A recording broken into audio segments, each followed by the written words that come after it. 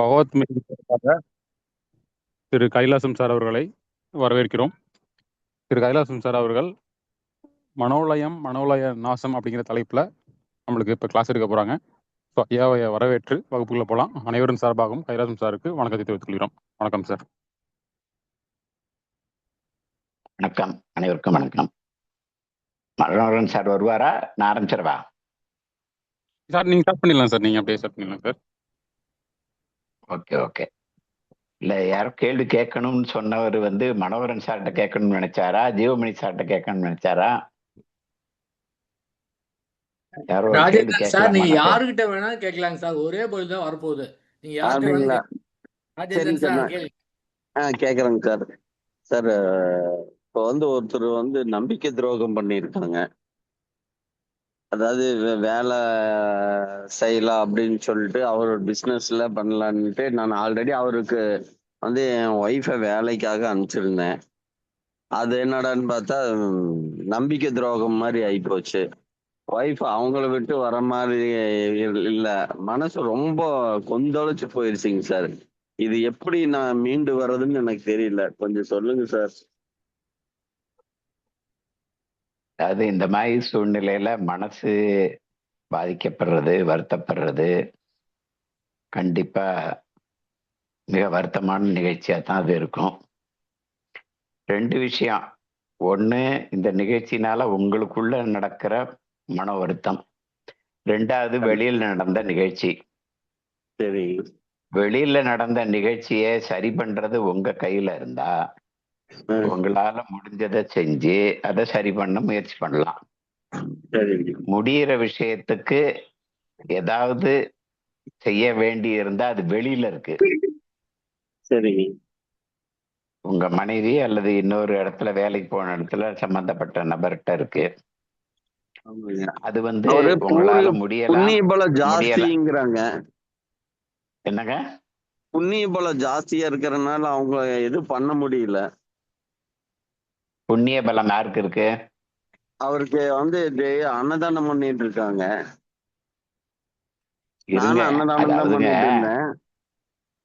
அதாவதுங்க, இது தனிப்பட்ட நபருக்கான பிரச்சனைக்கு இந்த கூட்டத்துல வச்சு கேட்கணுமான்னு தெரியல. சில விஷயங்கள் அதான் பொதுவாதான் இப்போ பதில் சொல்ல முடியும். கூட்டத்துல வச்சு கேட்கும்போது ரெண்டு விஷயம் நடக்குது. ஒண்ணு, வெளியில நீங்க உங்களால மாற்ற முடிந்ததை மாற்றணும், மாற்ற முடியாததை ஏற்றுக்கணும். இப்ப நமக்கு வேண்டியவங்க ரொம்ப சடனா ஆக்சிடென்ட்ல இறந்து போயிடுறாங்க. சரிங்க சார். அதை மாற்ற முடியுமா? அப்படி போனவங்க கூட தெரியாதுங்க சார். இல்ல, அப்படி கண்ணு முன்னாடி இருக்கிற போது இருங்க. அதாவது மாற்ற முடியாததை ஏற்றுக்கணுங்கிறது உண்மை. சரிங்க சார்.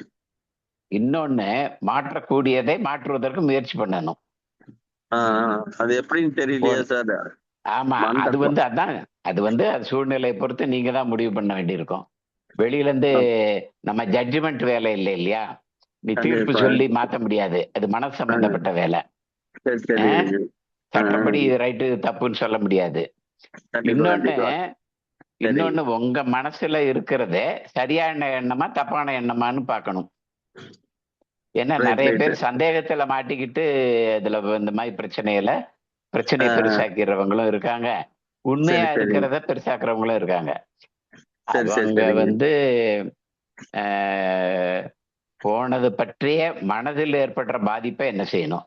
நீங்க அவங்க ஒரு தடவை யாரோ ஒருத்தர் கோவப்பட்டு திட்டிட்டு போயிட்டாரு. சரிங்க. திட்டிட்டு பஸ் ஏறி போயிட்டாரு. ஆனா அவர் நம்மளை இப்படி திட்டாருன்னு நினைச்ச உடனே கோவம் வருது. சரிங்க. 10 தடவை 100 தடவை 1000 தடவை யோசிக்கிறீங்க, இப்படி திட்டானே நம்ம நண்பன், இப்படி திட்டானே, உன்னை நம்பி இருந்தனே, இப்படி அவமானப்படுத்திட்டானே அப்படின்னு 1000 தடவை ராத்திரி பகல் தூங்காம திரும்ப திரும்ப நினைச்சு உருண்டு பிறண்டு யோசிச்சுக்கிட்டே இருக்கோம். 1,00,000 தடவை யோசிச்சாச்சு. அதுலயே நமக்கு எனர்ஜி எல்லாம் போயிருச்சு. யோசனையிலேயே பலவீனம் ஆயிட்டோம். டாக்டர்கிட்ட போய் பாக்குறோம், உங்களுக்கு சுகர் வந்திருக்கு, பிபி வந்திருக்கும்பாங்க. நமக்கு சுகரோ பிபியோ நமக்கு ஏதோ பாதிப்பு வந்ததுக்கு அவர் ஒரு தடவை திட்டினது காரணமா, நம்ம 1,00,000 தடவை யோசிச்சது காரணமா? நம்ம 1,00,000 தடவை யோசனை பண்றது காரணம்னு புரியுதுங்க. ஆனா அந்த ஆமா இருங்க, நான் சொல்லி ம். முடிச்சிடுறேன். ஆனா சரி. 1,00,000 தடவை யோசிச்சதுனால கோவப்பட்டவருக்கு ஏதாவது பாதிப்பாயிருக்கா? இல்லைங்களே. உங்களுக்கு பாதிப்பு ஏற்பட்டவர்கிட்ட ஏதாவது மாற்றமாயிருக்கா? அவர்கிட்ட மாற்றம் ஒண்ணும் இல்ல.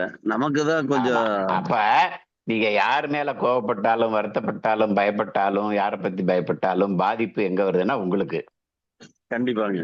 இப்ப நம்ம நடத்துற மீட்டிங், இந்த மீட்டிங்ல வரவங்கள காப்பாத்துறதுக்கான வேலைதான். ஓ! சரி. இப்ப உங்களுடைய கவலையை தீர்க்கறதுக்கு என்ன செய்யணும், இந்த மாதிரி சூழ்நிலையில ஒரு வருத்தமோ, கோவமோ வர்றது இயற்கை. நான் சரி. வருத்தப்படக்கூடாது, கோவப்படக்கூடாது அப்படின்னு யோசிச்சா கூட அது வரத்தான் செய்யும். ஆனா ஆமாங்க. வரதுனால பிரயோஜனம் இருக்கா? அதுதான் அறிவுபூர்வமா யோசிக்கிறோம். பிரயோஜனம் இல்ல. அதனால வெளியில மாற்றம் வரப்போறது இல்ல. வெளியில போய் ம். யார்ட்டயாவது பேசி சரி பண்ணி பண்ண முடியுமா? அல்லது முடியாதுன்னு விட்டுறணுமா? 2டே சான்ஸ் தான். ஆ, முடியும்னா அத செய்யறதுக்கான முயற்சி பண்ணணும். முடியாதுன்னா சரி. ஆண்டவன்ட்ட பொறுப்பு விட்டுட்டு அத ஏத்துக்கணும். உங்க தலைவிதியோ, அவர் தலைவிதியோ அதுன்ட்டு. 2 தான் சான்ஸு. எ முடிந்ததை மாற்ற வேண்டும், முடியாததை ஏற்றுக்கொள்ள வேண்டும். ஆன்மீகத்தினுடைய உச்சபட்ச சாதனைங்கிறதே ஏற்றுக்கொள்ளுதல் தான். உள்ள வர்ற உணர்வையும் ஏற்றுக்கணும். வரும் கரெக்ட் தான். ஆனா வந்தா வந்துட்டு போகுது, நம்மளால ஒண்ணும் செய்ய முடியல அப்படின்னு உள்ள இருக்கிற வருத்தத்தையோ, கோபத்தையோ அதையும் வந்தா வந்துட்டு போகுதுன்னு விட்டா அதனுடைய பலம் குறைஞ்சுக்கிட்டே போகும். உங்களுக்கு எனர்ஜி ம். மிஞ்சும். வெளியில நடக்கிற வேலை, அப்புறம் மிச்ச வேலைய, குடும்பத்து வேலையெல்லாம், மத்த வேலையெல்லாம் பார்க்கறதுக்காவது உங்களுக்கு ஆற்றல் மிஞ்சி இருக்கும். வெளியில ம். மாற்றப்பட வேண்டியது உங்க சக்திக்கு உட்பட்டதா இருக்கலாம், சக்திக்கு உட்படாததா இருக்கலாம். மாற்ற ம். முடிஞ்சதா இருக்கலாம், மாற்ற முடியாததா இருக்கலாம். அத பத்தி ம். தீர்மானம் பண்ணணும். சில சமயம் ம். காலம் அதுக்கு பதில் சொல்லும். சில ஆ. சமயம் கொஞ்சம் காலம் பொறுமையா இருந்தா, ஆ இதுல வந்து மாற்றம் ஏற்படுது. காலமே இந்த புண்ணை சரி செய்யலாம். உங்க அகப்புண்ணை சரி செய்யலாம். வெளியில் நடந்த ம். நிகழ்வையும் சரி செய்யலாம். சோ ம். எதுவும் நீங்க வந்து சூழ்நிலைய பொறுத்து மாற்ற முடிஞ்சதா இருந்தா மாற்றணும். மாற்ற முடியாததா சரி. இருந்தா வெளி வேலையில ஏத்துக்கணும். சரி. அகத்திலையும் வர உணர்வுகளை ஏத்துக்கிட்டு வந்தா வந்துட்டு போகுது. நம்ம இதனால கோவப்பட்டோ, வருத்தப்பட்டோ பயன் இல்லை. அத ம். விட்டுட்டோம்னா போதும். ம். வணக்கம். வருத்தப்பட்டோ, கோவப்பட்டோ பலன் இல்லை அப்படின்னு விட்டாதான் நீங்க ம். காப்பாத்திக்க முடியும் உங்கள. மத்த வேலைகள தொடர்ந்து செய்ய முடியும். உங்க கடமைகள செய்ய முடியும். நம்ம ஆமா. வந்து ம். உலகத்துல பிறந்ததுல ஒரு ம். பகுதி மனைவி, ஒரு பகுதி குழந்தைகள், ஒரு பகுதி வேலை, ஒரு பகுதி ஆமா. சொசைட்டி. இப்படி ஆமா. எல்லாத்துக்கும் இடம் இருக்கு. அதுல ஒரு கண்டிப்பாங்க. 10%ஓ 20%ஓ நம்ம இழந்திருக்கோம்னு வைங்க. மீதி 80% வேலை நமக்கு மிச்சம் இருக்கு. அது செய்யத்தான் கண்டிப்பாங்க. வேணும். அதெல்லாம் வெளியில மனச ஃபோக்கஸ் பண்ண செய்ய வேண்டிய வேலையில, இதனுடைய ம். மதிப்பு குறையும், இதனுடைய பாதிப்பு குறையும், இதனால வரக்கூடிய பாதிப்பு குறையும். காலம் கனிந்திருக்கும் கடவுள்ட்ட அதுக்கு தான் நம்மளால முடியாதத பொறுப்ப வந்து பெரிய பொறுப்பா இருந்தா கடவுள்ட்ட விடலாம். அவர் சரி பண்ணி ம். குடுக்கணும் அப்படின்னு. எது வருதோ கண்டிப்பா. அத ஏத்துக்கணும். நிச்சயமா அதுதான் ம். சாத்தியம். நம்மளுடைய சக்திக்கு உட்பட்டது அதான். சரியா? அதான். அதுக்கு மேல அதான். ஆண்டவன் விருப்பம்னு விட்டுட்டா, நம்ம பொறுப்பெடுக்காம இருந்தா, நம்மை பாதிக்கக்கூடிய விஷயங்கள் இல்லாமல் ஆகும். அதான். ஓகே. கடவுள்கிட்ட விட்டுறணும். உங்களால முடிஞ்ச பொறுப்ப நீங்க எடுக்கணுங்க. வெளி கண்டிப்பா, வேலைகள் கண்டிப்பா. செய்யணும். அதுக்கு மேல ம். ஆண்டவா உன் பொறுப்பு நீ சரி பண்ணி குடுன்னு சொல்லலாம். ஓகே. அதான். கண்டிப்பா. நம்மளால முடியாத பொறுப்பை ஏத்துக்கிறதுக்கு தான் கடவுள்னு ஒண்ண உண்டாக்கி வச்சிருக்கோம். கண்டிப்பா. சரியா? ம். ஓகே. சரி. நன்றிங்க. நான் இப்ப வந்து இன்னைக்கு பேசணும்னு நினைக்கிற விஷயம் வந்து, அ மனமற்ற நிலை அப்படின்னு ஆன்மீகத்துல ரொம்ப ஃபேமஸா சொல்லுவாங்க. மனமற்ற நிலை இருந்தால்தான், மனசை ஒழிச்சால்தான், மனசை அடக்குனாதான் நமக்கு வந்து ஞானம் கிடைக்கும், முக்தி கிடைக்கும் அப்படின்னு சொல்லி ஆன்மீகத்துல மிக முக்கியமான கண்டிஷனாக மனமற்ற நிலையை சொல்லுவாங்க. அத மாத்தி வச்சவரு பகவத்தையா தான். மனமற்ற நிலை அப்படின்னா என்ன? மனம்னா என்ன முதல்ல? மனம்னா நம்ம தான் வந்து மனசு, அறிவுன்னு பிரிச்சு வச்சிருக்கோம். ஏற்கனவே ஜீவமணி சார் பேசுனதோட கன்டினியூஷன் மாதிரி தான் இது இருக்கும். மனம் என்பது உணர்வுகள், உணர்ச்சிகள். ஆசை, வெறுப்பு, கோபம், பயம், அன்பு, இரக்கம் இதெல்லாம் வந்து உணர்ச்சிகள், உணர்வு சார்ந்த விஷயங்கள். அதெல்லாம் மனம். அறிவு என்ன? இது கருப்பு வெள்ளை, இது சரி இது தவறு, இது நல்லது இது கெட்டது அப்படின்னு ஒரு விஷயத்தை ஆராய்ந்து இது நமக்கு வேண்டும் இது வேண்டான்னு சொல்றது அறிவு. ரெண்டுமே உள்ளதான் நடக்குது. ஆனா நம்ம வசதிக்காக ஒரு செயல் செய்வதில் நல்லது கெட்டது எது, சரி எது தவறு எது என்று முடிவு செய்து அதை செய்ய வேண்டும் என்று சொல்வதற்காக அறிவுன்னு ஒண்ணு இருக்கு. ஆனா உணர்ச்சிங்கிறது என்னன்னா, உணர்வுகள்ங்கிறது ஒரு நிகழ்ச்சி நடக்குது, ஒரு சந்தோஷமான நிகழ்ச்சி நடக்கிற இடத்துக்கு போறோம், நம்மளும் சந்தோஷமாயிருவோம். ஏதோ பிறந்த நாள், யாரோ ரிலேட்டிவ்ஸ் வீட்டுல கல்யாணம், அல்லது ஒரு ஃப்ரெண்டுக்கு ஒரு விழால ஒரு பரிசு கொடுக்குறாங்க, அல்லது நம்மளுக்கே ஒரு பரிசு கொடுக்குறாங்க அப்படின்னா சந்தோஷம். அப்ப அடுத்தாப்புல இன்னொரு இடத்துக்கு திடீர்னு ஒரு ஆக்சிடென்ட் ஆகுது, நமக்கு வேண்டியவங்க அடிபடுறாங்க, அதை பார்த்த உடனே வருத்தமாகுது. இன்னொரு இடத்துக்கு போறோம், ஒரு இடத்துல இருட்டா இருக்கு, இருட்டில் நடந்து போறோம், என்னமோ சத்தம் கேட்குது, பயம் வருது, என்னமோ சரசரன்னு சத்தம் கேட்குது, பாம்பு வருதோன்னு பயம் வருது. இதெல்லாம் மனசு அதை பயிர்க்குது. இந்த மாதிரி உணர்வு உணர்ச்சி சம்பந்தப்பட்ட விஷயங்களை வெளிப்படுத்தக்கூடிய பகுதிக்கு பேர் நம்ம மனசுன்னு வச்சுக்கிட்டு இருக்கோம். நல்லது கெட்டது சொல்ற பகுதிக்கு பேர் நம்ம அறிவுன்னு வச்சுக்கிட்டு இருக்கோம். ரெண்டும் உள்ளுக்குள்ளதான் நடக்குது, நமக்குள்ளதான் நடக்குது. இப்ப மனமற்ற நிலை வேணும்னு ஏன் சொன்னாங்க?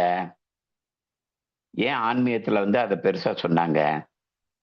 நான் ஈஸியா கோபம் வருது, எனக்கு எல்லாரையும் திட்டிப்படுறேன், அப்புறம் கூட வருத்தப்படுறேன், இப்படி திட்டமேன்னு.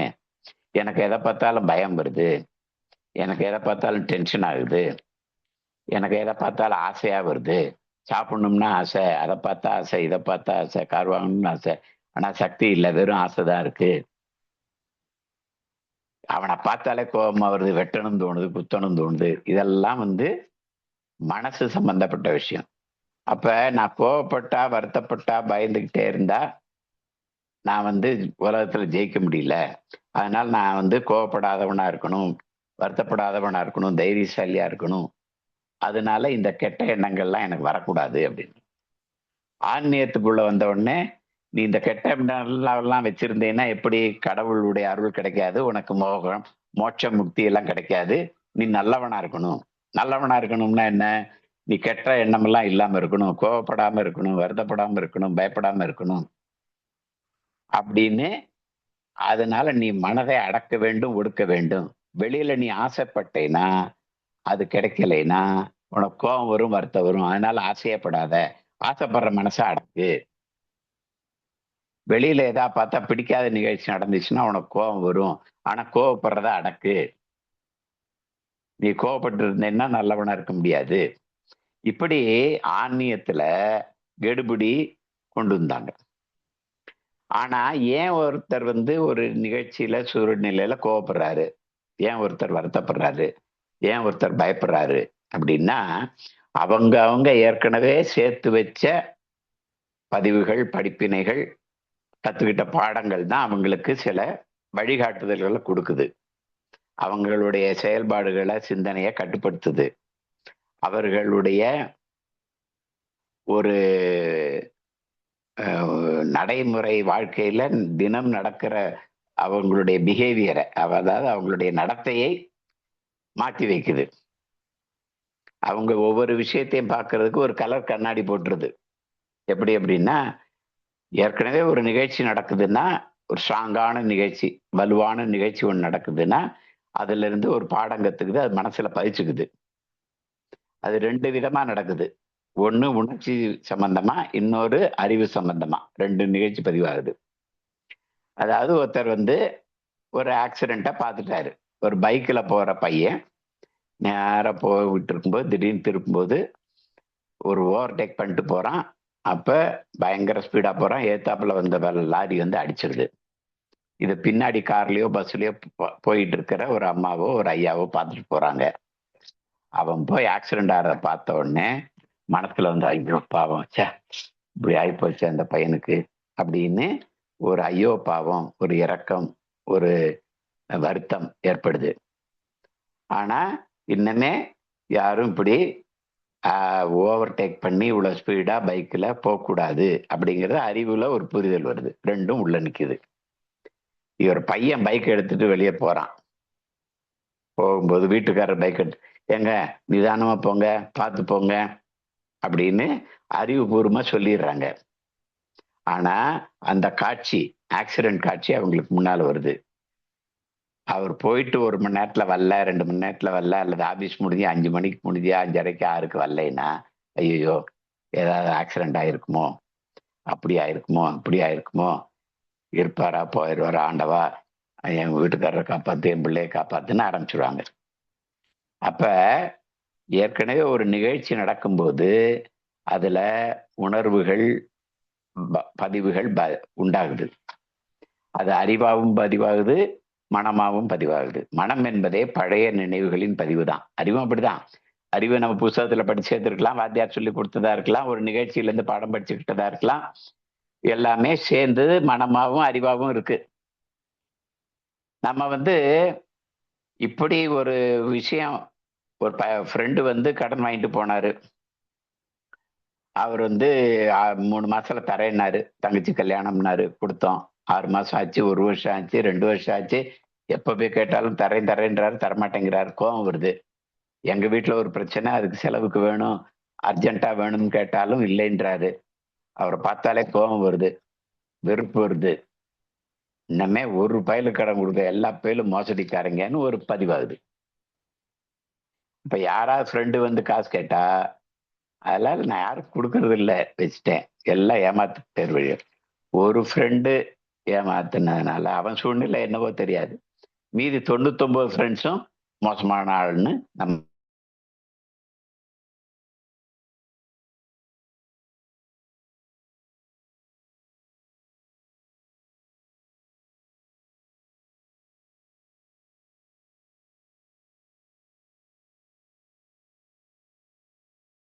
அப்படிங்கிறவருக்கு கவலை இல்லை. எது வந்தாலும் ஏத்துக்கிற மனோபாவம் உள்ளவருக்கு அது கவலை இல்லை. ஆனா ஒரு நிகழ்ச்சி தன்னை பாதிக்கிற அளவுக்கு உள்ள வச்சுக்கிட்டு அதை ரிசர்வ்ல வச்சுக்கிட்டு இருக்கிறவங்களுக்கு அது எப்ப சந்தர்ப்பம் கிடைக்குதோ வெளியில வருது. ஒரு அம்மா வீட்டுக்காரர் சிகரெட் குடிக்கிறார். சிகரெட் குடிச்சா கேன்சர் வரும், லங் கேன்சர் வரும்னு படிக்கிறாங்க. சிகரெட் குடிக்கிறவங்களை விட சிகரெட்டு குடிச்ச புகைய வெளியே விடுறவங்க, அந்த புகைய குடிக்கிறவங்களுக்கு தான் ரொம்ப பாதிப்பு வரும்னு ஏதோ வாட்ஸ்அப் மெசேஜ்ல ஏதோ பத்திரிகையில படிச்சுட்டாங்க. அந்த அம்மா படிச்ச பிறகு இவர் வீட்டுக்காரரு வெளியே தான் போய் சிகரெட் குடிப்பாரு. வீட்டுக்குள்ள படுக்கையில படுத்தா சிகரெட் வாசனை வரும். உடனே உங்களுக்கு மனசுல சிகரெட் குடிக்கிறவங்கள விட சிகரெட் குடிச்ச புகையை குடிக்கிறவங்களுக்கு கேன்சர் வரும் அப்படின்ற பயம் உள்ள வேலை செய்ய ஆரம்பிக்குது. அந்த பயம் வந்த உடனே என்ன பண்றாங்க, திரும்பி படுக்க ஆரம்பிக்கிறாங்க, வீட்டுக்காரரை விட்டு ஒதுங்க ஆரம்பிக்கிறாங்க. கொஞ்ச நாள்ல வீட்டுக்காரர் ஏதாவது குடும்ப நிகழ்ச்சினா கூட முடிஞ்சவரை அவர்கிட்ட இருந்து விலகியே இருக்க பாக்குறாங்க. தாம்பத்தியத்துல இருந்து விலகி இருக்காங்க. கொஞ்ச நாள் கழிச்சு பார்த்தா மென்சஸ் ட்ரபிள் ஆகுது, பயங்கர வலி வருது, மென்சஸே வரல. அந்த பிரச்சனை நான் ஹோமியோ டாக்டருங்கிறதுனால இந்த மாதிரி நிகழ்ச்சிகளை நிறைய சந்திப்பேன். அப்ப அவங்க கேட்கும்போது இந்த மாதிரி ஆச்சு, 3 வருஷமா அப்படி இருக்கு. அப்ப ஒரு பிசினஸ் லாஸ் ஆன பிறகு அவர் சிகரெட் குடிக்க ஆரம்பிச்சாரு, அதுல இருந்து தான் எனக்கு இந்த சிந்தனை வர ஆரம்பிச்சது அப்படின்றாங்க. அது என்ன ஆயிடுச்சு, அவங்க 2 பேரையும் பிரிக்கிற அளவுக்கு இவங்களுக்கு ஏற்பட்ட பயம். உலகத்துல எத்தனை பேர் சிகரெட் குடிக்கிறான், வீட்டுல படுத்துக்கிறான். ஆனா இவங்க உள்ள என்ன ரெக்கார்ட் பண்ணிட்டாங்கன்னா ஸ்ட்ராங்கா, சிகரெட் குடிக்கிறவங்கள விட சிகரெட் குடிக்கிற புகையை சுவாசிக்கிறவங்களுக்கு கேன்சர் வந்துட்டாங்க. ஒதுங்க ஆரம்பிச்சிட்டாங்க. சாமி கும்பிட்றது ஜாஸ்தியா போச்சு, பஜனை பாட்டு ஜாஸ்தியா போச்சு, தாம்பத்திய உறவுல இன்ட்ரெஸ்ட் இல்லை, மென்சஸ் ப்ராப்ளம், பயங்கர வலி, இடுப்பு வலி, வயிற்று வலி, ஆனா மென்சஸே கம்மியா போகுது. அப்ப அவங்க என்கிட்ட வரும்போது சொல்றாங்க, இந்த பயம் என்னை ஆட்டி படைக்குது, அதுக்கு மருந்து கொடுக்குற அது சரியா போகுதுன்னு. ஆனா நான் ஏன் ஒருத்தர் அப்படி பிஹேவ் பண்றாருன்னா, அவருக்கு சில அழுத்தமான நிகழ்ச்சிகள், வாழ்க்கையில் நடந்த நிகழ்ச்சிகள் அவருக்குள்ள சில மனப்பதிவுகளை உண்டாக்குது. ஃப்ரெண்டு காசு கொடுக்கலைன்னா கோபம் அவர் பதிவாகுது. இன்னொருத்தங்களுக்கு சிகரெட் பத்தி பயம் மாதிரி வருது. இந்த ஆக்சிடென்ட் இந்த பிள்ளைக்காகுமா ஹஸ்பண்டுக்காகுமோன்னு பயம் வருது. அப்போ ஒரு நிகழ்ச்சி ஏற்கனவே மனசுல என்ன பதிவு பண்ணியிருக்கோ, இந்த மஞ்ச காமாலக்காரனுக்கு பார்த்ததெல்லாம் மஞ்சள்ன்ற மாதிரி அந்த விஷயம் வெளியில நடந்தாலே அவங்களுக்கு பழைய ரெக்கார்டு படிதான் நம்ம உலகத்தை பார்க்கிறோம். 4 பேர் ஒரு குழு ரோட்ல நடந்து போறாங்க. ஒரு தள்ளி ஒரு கூட்டம் தெரியுது. ஒரு 400-500 மீட்டர் தள்ளி பெரிய கூட்டமா தெரியுது. கரெக்டா புரியல. 400-500 மீட்டர் இப்போ கேக்குதா? கேக்குதுங்க ஐயா. சார் இன்னொரு முதல்ல இருந்தே கேட்டுட்டு இருந்ததா? வாய்ஸ் வருது இடையில. இல்லையா, வேற யாராவது அன்மியூட் பண்ணி சத்தம் வருதான்னு தெரியலையே. இங்க இருந்து வெளியில வேற வாய்ஸ் வர வாய்ப்பு இல்லையே. தெரியல. சரி பார்க்கலாம். இனிமே வந்தா பேசிட்டு இருக்காங்க. அது வேற யாராவது இப்ப டிஸ்டர்பன்ஸ் இருக்கும். எனக்கு கேட்கலையாண்ணா வேற யாரும் பேசுறது? நான் பேசிட்டு இருக்கிறதுனால கேட்கலையா? கிளியரா இருக்கு. சரி, ஓகே. அதாவது 4 பேர் அந்த ரோட்ல நடந்து போறாங்க. தள்ளி ஒரு கூட்டம் தெரியுது. அந்த கூட்டத்துல என்ன இருக்குன்னு யாருக்கும் தெரியாது. ஒருத்தர் என்ன சொல்றாரு, அங்க என்னமோ கூட்டமா இருக்கு, என்னன்னு போய் பார்ப்போங்கிறாரு. இன்னொருத்தர் என்ன சொல்றாரு, அங்க ஏதோ ஆக்சிடென்ட் ஆன மாதிரி இருக்கு, போனா ஹெல்ப் பண்ணலான்றாரு. இன்னொருத்தர் என்ன சொல்றாரு, அங்க எவனா வெட்டிக்கிட்டு குத்திக்கிட்டு கிடப்பான், நம்ம போனோம்னா போலீஸ்காரன் நம்மளை சாட்சி சொல்ல கூப்பிடுவான், கோர்ட்டு அதுன்னு இழுத்துக்கிட்டு இருப்பாங்க, தேவையில்லாத பிரச்சனை, நம்ம அங்க போகக்கூடாதுன்றார். இன்னொருத்தர் என்ன சொல்றாரு, நம்ம புறப்பட்ட வேலை என்ன, இப்படி பராக் பார்த்துக்கிட்டே இருந்தா யாரு நம்ம வேலையை முடிக்கிறது, வாங்க போவோம், அங்கெல்லாம் போகக்கூடாதுன்றார். ஒரு நிகழ்ச்சி அங்க என்ன நடக்குதுன்னே தெரியாது. நம்ம எப்படி அதை புரிஞ்சுக்கிறோம், அதை எப்படி ரியாக்ட் பண்றோங்கிறத பொறுத்து அது மாறுது. அப்ப ஏன் 4 பேர் 4 விதமா அதுக்கு ரியாக்ட் பண்றாங்கன்னா, அவங்களுக்கு ஏற்கனவே ஏற்பட்ட பதிவுகள் தான் அவங்களுக்கு நினைவுகளா தங்கி அவங்களுடைய நடத்தையை இன்றைக்கு கண்ட்ரோல் பண்ணுது.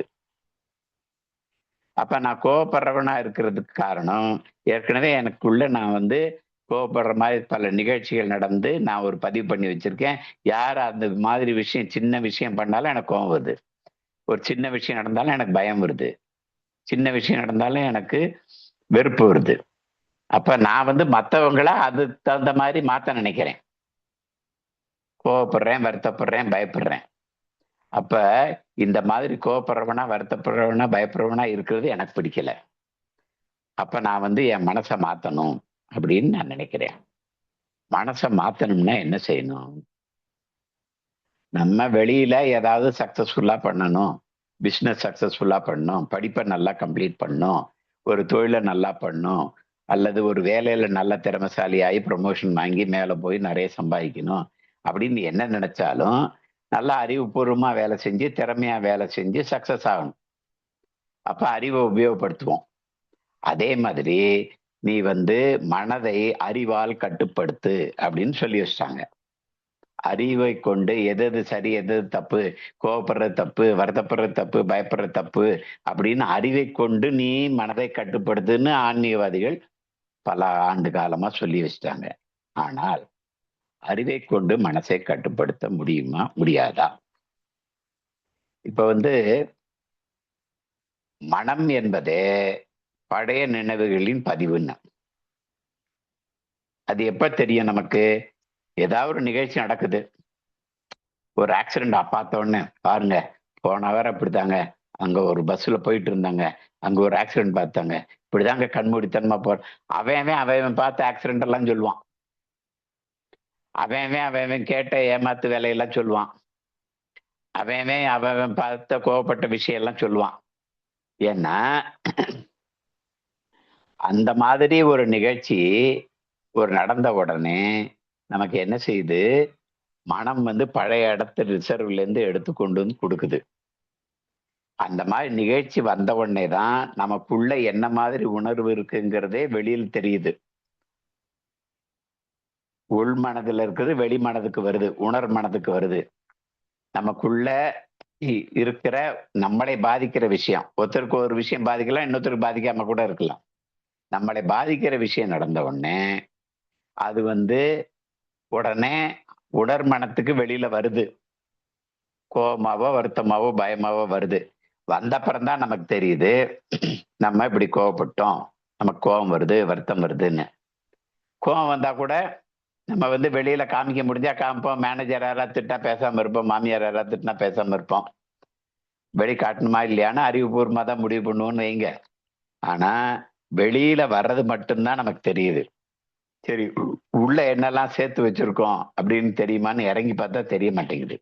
எங்க இருக்குன்னே தெரியல. அது சந்தர்ப்பம் கிடைக்கும் போதுதான் சூழ்நிலைக்கு ஏற்ப, நம்மளுடைய இயல்புக்கு ஏற்ப. நம்மளுடைய இயல்புன்னா என்ன? நம்ம வச்சிருக்கிற ரெக்கார்டு. ஒவ்வொருத்தர் மனிதன் தனித்தனி ரெக்கார்டு வச்சிருக்கான். அது பல ஜென்மமா பல வருஷமா சேர்த்ததா இருக்கலாம், பல தலைமுறையா சேர்த்தது கூட இருக்கலாம். அப்படிதான் சேர்த்ததை வெளியில வருது. வர்றது மட்டும்தான் நமக்கு தெரியுது. 1000 இருக்கா 1,00,000 பதிவு இருக்கான்னு தெரியாது. அப்ப எப்ப வெளியே வருதோ அப்பதான் தெரியுது. வெளியில வந்துருச்சு. இப்ப வந்து இடி இடிக்கிற கதையை பத்தி ஐயா சொல்லுவாரு நல்லா. இடி இடிக்கிற சத்தம் கேக்குது. அது வந்து நமக்கு வந்து சேர்றதுக்கு 2 நிமிஷம் ஆகுது. அதுக்கு முன்னாடி மின்னல் வந்துருது ஃபர்ஸ்ட். மின்னலும் இடியும் ஒரே நேரத்துல தான் உண்டாச்சு. ஆனா மின்னல் முதல்ல கண்ணுக்கு தெரிஞ்சிரு, ஒளி வேகமா வருது. சவுண்டு மெதுவா டிராவல் பண்றதுனால அது ஒன்னுடைய இடி சத்தம் தான் பின்னாடி வருது. இடிக்கு பயப்படுவாங்க, மின்னலுக்கு பயப்படாட்டி கூட அப்படிம்பாரு. அப்ப ஒரு நிகழ்ச்சி நடந்து வெளியில முடிந்து வெளியில வந்த பிறகுதான் நமக்கு இந்த மாதிரி உணர்ச்சி அல்லது பதிவு உள்ள இருக்குன்னு நமக்கு தெரியுது. இப்ப வெளியில வந்துருச்சு, அத நம்ம சரி பண்ண வேண்டிய வேலை என்ன இருக்கு? வெறும் செய்தி தான். அது செய்தி பதிவு தான் உள்ள இருந்து வெளியே வந்திருக்கு. வெளியில வந்தது அது கொஞ்ச நேரம் விட்டா அது தானா போயிடும். ஆனா வரக்கூடாது, நமக்கு இப்படி கோபம் வரக்கூடாது, பயம் வரக்கூடாது அப்படின்னு நினைக்கிறோம்னு வைங்க. வெளியில வந்ததை நம்ம வந்து சாதாரணமா அதான் காணாம போறத நம்ம அதை பத்தி சிந்திச்ச உடனே அது வளர ஆரம்பிக்குது. ஏன்னா நம்ம அறிவை கொண்டு கட்டுப்படுத்தணும்னு நினைக்கிறோம்ல.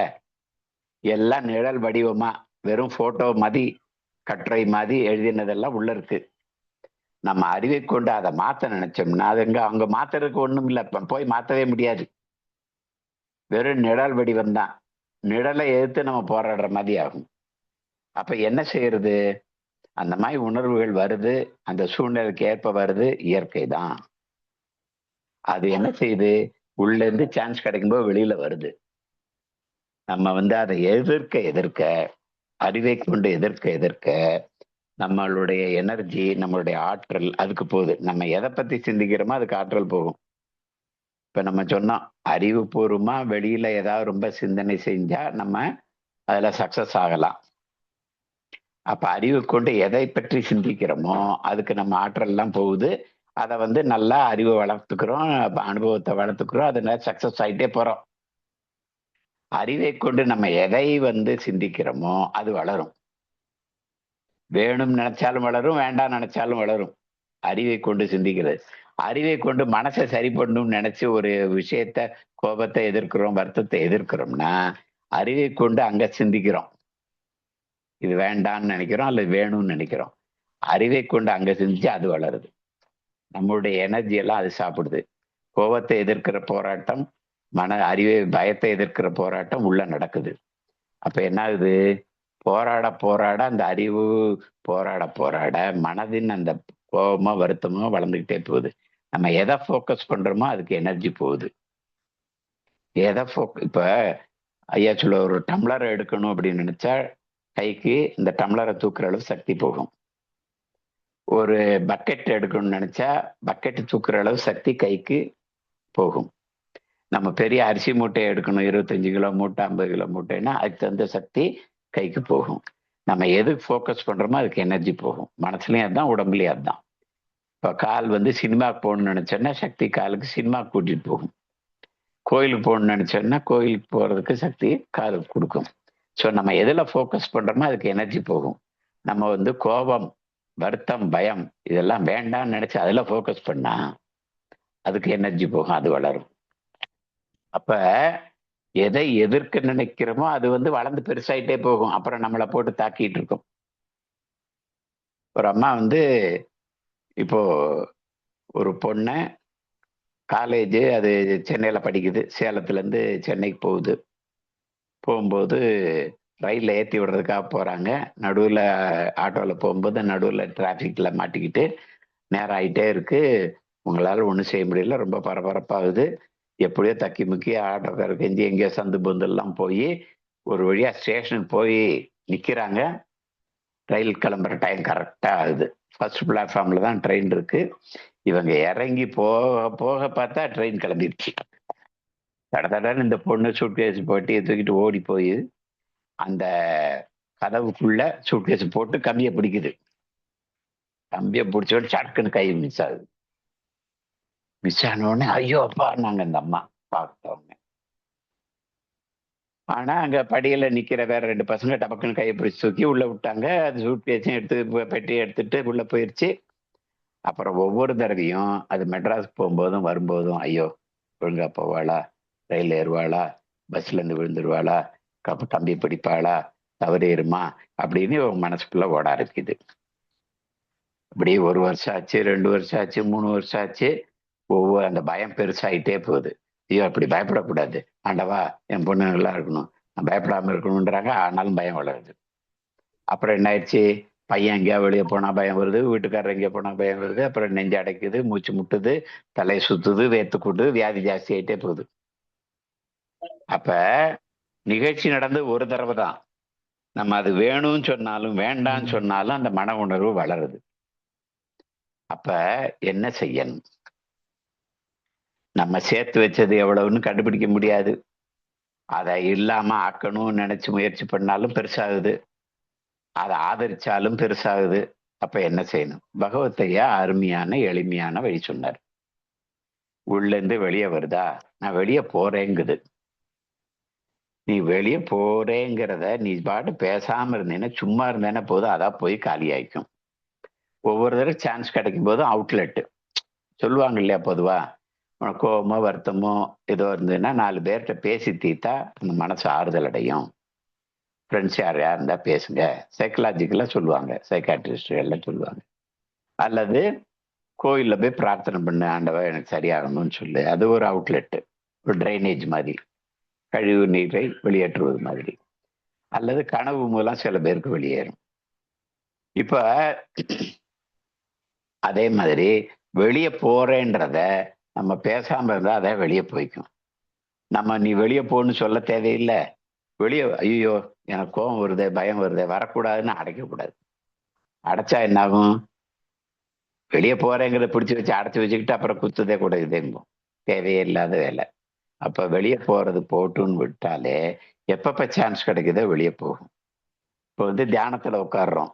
தியானத்துல உட்கார்ந்த உடனே அமைதியா உட்கார்ந்த உடனே பார்த்தா உள்ள இருந்து ஆயிரக்கணக்கான தாட்ஸ், தேவையில்லாத தாட்ஸா வரும். ஐயோ தியானத்துல உட்காடுறோம், சாமி முன்னால உட்காடுறோம், பூஜை அறையில உட்காடுறோம், இவ்வளவு தாட்ஸ் வருதே, கெட்ட எண்ணம் எல்லாம் வருதே, நல்ல எது வந்தா என்ன, அது சான்ஸ் கிடைக்குது, இப்பதானே திறந்து விட்டுருக்காங்கன்னு அழுக்கு தண்ணி வெளியே போகுது அப்படின்னு விட்டா அது பாட்டு போய்க்கும். வரக்கூடாதுன்னு அடைச்சு விட்டா ரொம்ப கஷ்டமா இருக்கு சார், மனசு கஷ்டமா இருக்கு, ராத்திரிலாம் தூக்கம் வர மாட்டேங்குது, அதே சிந்தனையா இருக்கு. யாரு உங்களை சிந்திக்க சொன்னா? அப்போ மனசு ஏதோ ஒரு விஷயத்துல பிடிச்சுக்குது. தானா தோன்றி தானா மறைஞ்சு போகக்கூடிய அந்த நினைவுகள், பழைய நினைவுகள், அல்லது ஒரு சூழ்நிலையினால தூண்டப்பட்டு வெளியில வர்ற உணர்வுகள், உணர்ச்சிகள் எல்லாம் தானே தோன்றி தானே மறையும். நம்ம ஏதோ வேலை பார்த்துட்டு இருக்கும்போது கூட மைண்ட்ல ஏதோ ஒண்ணு ஓடிட்டு இருக்கோம். 10, 20, 30, 40, 50, 60, 70, 100. நமக்கு ஏதாவது இப்ப வேலைக்கு தேவைன்னா அதை எடுத்து யூஸ் பண்ணிக்கலாம், இல்லாட்டி போட்டுன்னு விட்டுறலாம். நம்ம விடவும் தேவையில்லை, அதை அப்சர்வ் பண்ணவும் தேவையில்லை, கண்காணிக்கவும் தேவையில்லை, வெறுப்பற்ற நோக்கவும் தேவையில்லை, இது என்ன ஓடுதுன்னு ஆழ்ந்து பார்க்கவும் தேவையில்லை, எங்க இருந்து அது உண்டாகுதுன்னு ஆழ்ந்து பார்க்கவும் தேவையில்லை, அதுவும் முடியாது. அப்ப என்ன, மனசுல இருந்து வெளியே வருத, வெளியே போறேங்குது. நம்ம தடுக்காம இருந்தா போதும், அடைக்காம இருந்தா போதும், அதை தானா போய்க்கும். நீங்க சும்மா இருந்தா போதும், நம்ம சும்மா இருந்தா போதும். அப்ப போக போக எப்பப்ப சான்ஸ் கிடைக்குதோ, தியானம் பண்ணும்போதா, பூஜை பண்ணும்போதா, வேலை பார்க்கும் போதா, போறேங்குதா, போட்டுமியா, நமக்கு என்ன. தேவையில்லாத போட்டுன்னு விட விட நம்ம அது ஃப்ளோ தானா போயிட்டு இருக்கோம். அதுதான் அதனுடைய இயல்பு. ஆனா நம்ம வந்து இந்த நிகழ்ச்சி இப்போ மக ட்ரைனிங் இது போறா, ஃப்ரெண்டு கடன் கொடுத்தோம், அல்லது ஒரு ஆக்சிடென்ட் பார்த்தது மனசுக்கு, ஒரு ஃப்ரெண்டு வந்து ரோடு வீட்டு வாசல்ல ஒருத்தர் உட்கார்ந்து இருக்காரு, ரோட்ல பஸ் போகுது, அதுல இருந்து இறங்குறதுக்காக அது நிக்கிறதுக்கு முன்னாடியே ஸ்லோவாற இடத்துல டபக்குன்னு ஒரு ஃப்ரெண்டு குதிக்கிறாரு. குதிச்ச உடனே ஃப்ரண்ட் டோர்ல இருந்து குதிக்கிறாரு. குதிச்ச உடனே கால் தடுமாறி உள்ள விழுகிறாரு. பின்னாடி வர சக்கரம் வந்து அவர் தலையில ஏத்தி அங்கேயே நசுங்க. பார்த்த உடனே ஒரு ஷாக் ஆயிரு. அப்படியே அதுலயே உறைஞ்சு போய் நிக்கிறாரு. அப்போ இந்த சிந்தனையிலே நின்றுது. ஒரு இழப்புல மனசு நின்றுது, தேங்கிருது. ஓடிக்கிட்டே இருந்த எந்த உணர்வும் அந்த சூழ்நிலைக்கு ஏற்ற உணர்வு வந்தா கரெக்ட் தான். ஆனா ஏதோ ஒரு சிந்தனையிலே வருத்தமோ, கோபமோ, ஏமாற்றமோ, பயமோ மனசு அதிலே தேங்கி நின்றுச்சுன்னா அது மனோலயம். ஆசையில தேங்கி நின்றுச்சுன்னா அது மனோலயம். வருத்தத்துல தேங்கி நின்றுச்சுன்னா அது மனோலயம். மனம் லயமாயிருச்சு, அதுலயே தேங்கி நிக்குது. ஆறு ஓடிக்கிட்டே இருந்தா தன்னைத்தானே சுத்தப்படுத்திக்கும். ஆத்துலயே சில இடங்கள்ல தண்ணி ஓடாத சில இடம் குட்டை மாதிரி கட்டி நிற்கும். அங்கதான் கால் வச்சோம்னா சொதக்குன்னு இருக்கும், ஒரே சகதி சேருமா இருக்கும். செத்து போன விலங்குகள், தாவரங்கள், இலைகள், மக்கிய இலைகள் எல்லாம் சொதன்னு காலை வைக்க முடியாது, சகதியா இருக்கும். அது மாதிரி மனசுல ஓடாம தேங்கி நிக்கிறது எதுலையா ஒண்ணுல நின்றுச்சுன்னா அந்த தேங்கிய மனது மனோலயம். அதுதான் நமக்கு வியாதியை கொடுக்கும், நம்மளை நோயாளராக்கும், நம்மளை பலவீனப்படுத்தும். அப்ப மனதை இல்லாமலாக்க முடியாது. ஏற்கனவே ஏற்பட்ட பதிவுகள்லாம் பல நூற்றாண்டுகளாக கூட இருக்கலாம். நம்மளுடைய இப்ப இந்த பிறவியில சேர்த்ததா இருக்கலாம், போன பிறவியில் சேர்த்ததா இருக்கலாம், தலைமுறை அப்பா, தாத்தா, பாட்டி தந்த நினைவுகளா இருக்கலாம். எத்தனையோ நமக்கு தெரியாது, இங்க இருந்து வந்துச்சு, எவ்வளவு இருக்குன்னு தெரியாது, கண்டுபிடிக்கவும் வழி இல்லை. வெளியில வரும்போது தெரியுது, வெளியில வரும்போது போட்டுன்னு விட்டுறலாம், அல்லது தேங்கி நிக்கலாம். 2 சாய்ஸ் இருக்கு. தேங்கி நின்னோம்னா அது அழுகின குட்டை மாதிரி, அது நமக்கு நோயாகும், நமக்கு வாழ்க்கையை நம்ம கட்டுப்படுத்தும், நம்மளுடைய செயல்களை கட்டுப்படுத்தும், நம்மளுடைய சிந்தனையை கட்டுப்படுத்தும். வேண்டான்னு வர வர விட்டுட்டே இருந்தா அழுக்கு தண்ணி டேங்க் காலியாயிட்டே வரும். நம்ம அறிவால் மனதை சரி செய்ய முடியாது. ஆதரித்தாலும் வளரும், எதிர்த்தாலும் வளரும் என்பதை புரிந்து கொள்வது, இந்த புரிதல் தான் ஞானம். இந்த புரிதலோட நம்ம இருந்தோம்னா, வந்தா வந்துட்டு போகுதுன்ற தொடர்ந்து இருந்தோம்னா அந்த மனசுல சேர்த்த அழுக்கெல்லாம் எவ்வளவு சேர்த்திருக்குமோ அதுக்கு தகுந்த மாதிரி முன்ன பின்ன ஆகலாம். அது காலியாக காலியாக மனம் தெளிவாகும். மனம் தெளிவாகும் போது இன்னைக்கு நிலைமையில இந்த சூழ்நிலையில நம்ம என்ன செய்யணும்னு மனசு அறிவு தெளிவா வெளியில செய்ய வேண்டிய வேலைக்கு தெளிவா முடிவெடுக்கும். மனதின் குறுக்கீடு இல்லாமல், பழைய நினைவுகளின் பதிவுகளின் குறுக்கீடு இல்லாமல், பழைய நினைவுகள் தந்த கலர் கண்ணாடி போடாமல் தெளிவா ஒரு விஷயத்தை பார்க்கும். நான் சக்சஸ்ஃபுல்லா செய்ய முடியும். குழப்பம் இல்லாம செய்யறதுனால 8 மணி நேரம் செஞ்ச வேலையை 4 மணி நேரத்திலயோ 2 மணி நேரத்திலயோ முடிக்க முடியும். அப்ப மன அற்ற நிலை என்பதே கிடையாது பறைய. மனமற்ற நிலைன்னு இருக்கவே முடியாது. மனம்னு மனுஷன்னு பிறந்துட்டா மனம்னு உண்டு. மனம்னு இருக்கனால்தான் மனுஷனாவும் பிறக்கிறான். இவனுடைய மன உணர்வுக்கு ஏற்றபடிதான் அடுத்த ஜென்மா கூட வருதுன்னு கூட சொல்றாங்க. அது நம்புறது நம்பாது அடுத்த பிரச்சனை. ஆனா மனம் என்பது ஒன்று இல்லாமல் மனிதன் என்பது கிடையாது. இப்ப மனமற்ற நிலைங்கிறது சாத்தியமே இல்லை.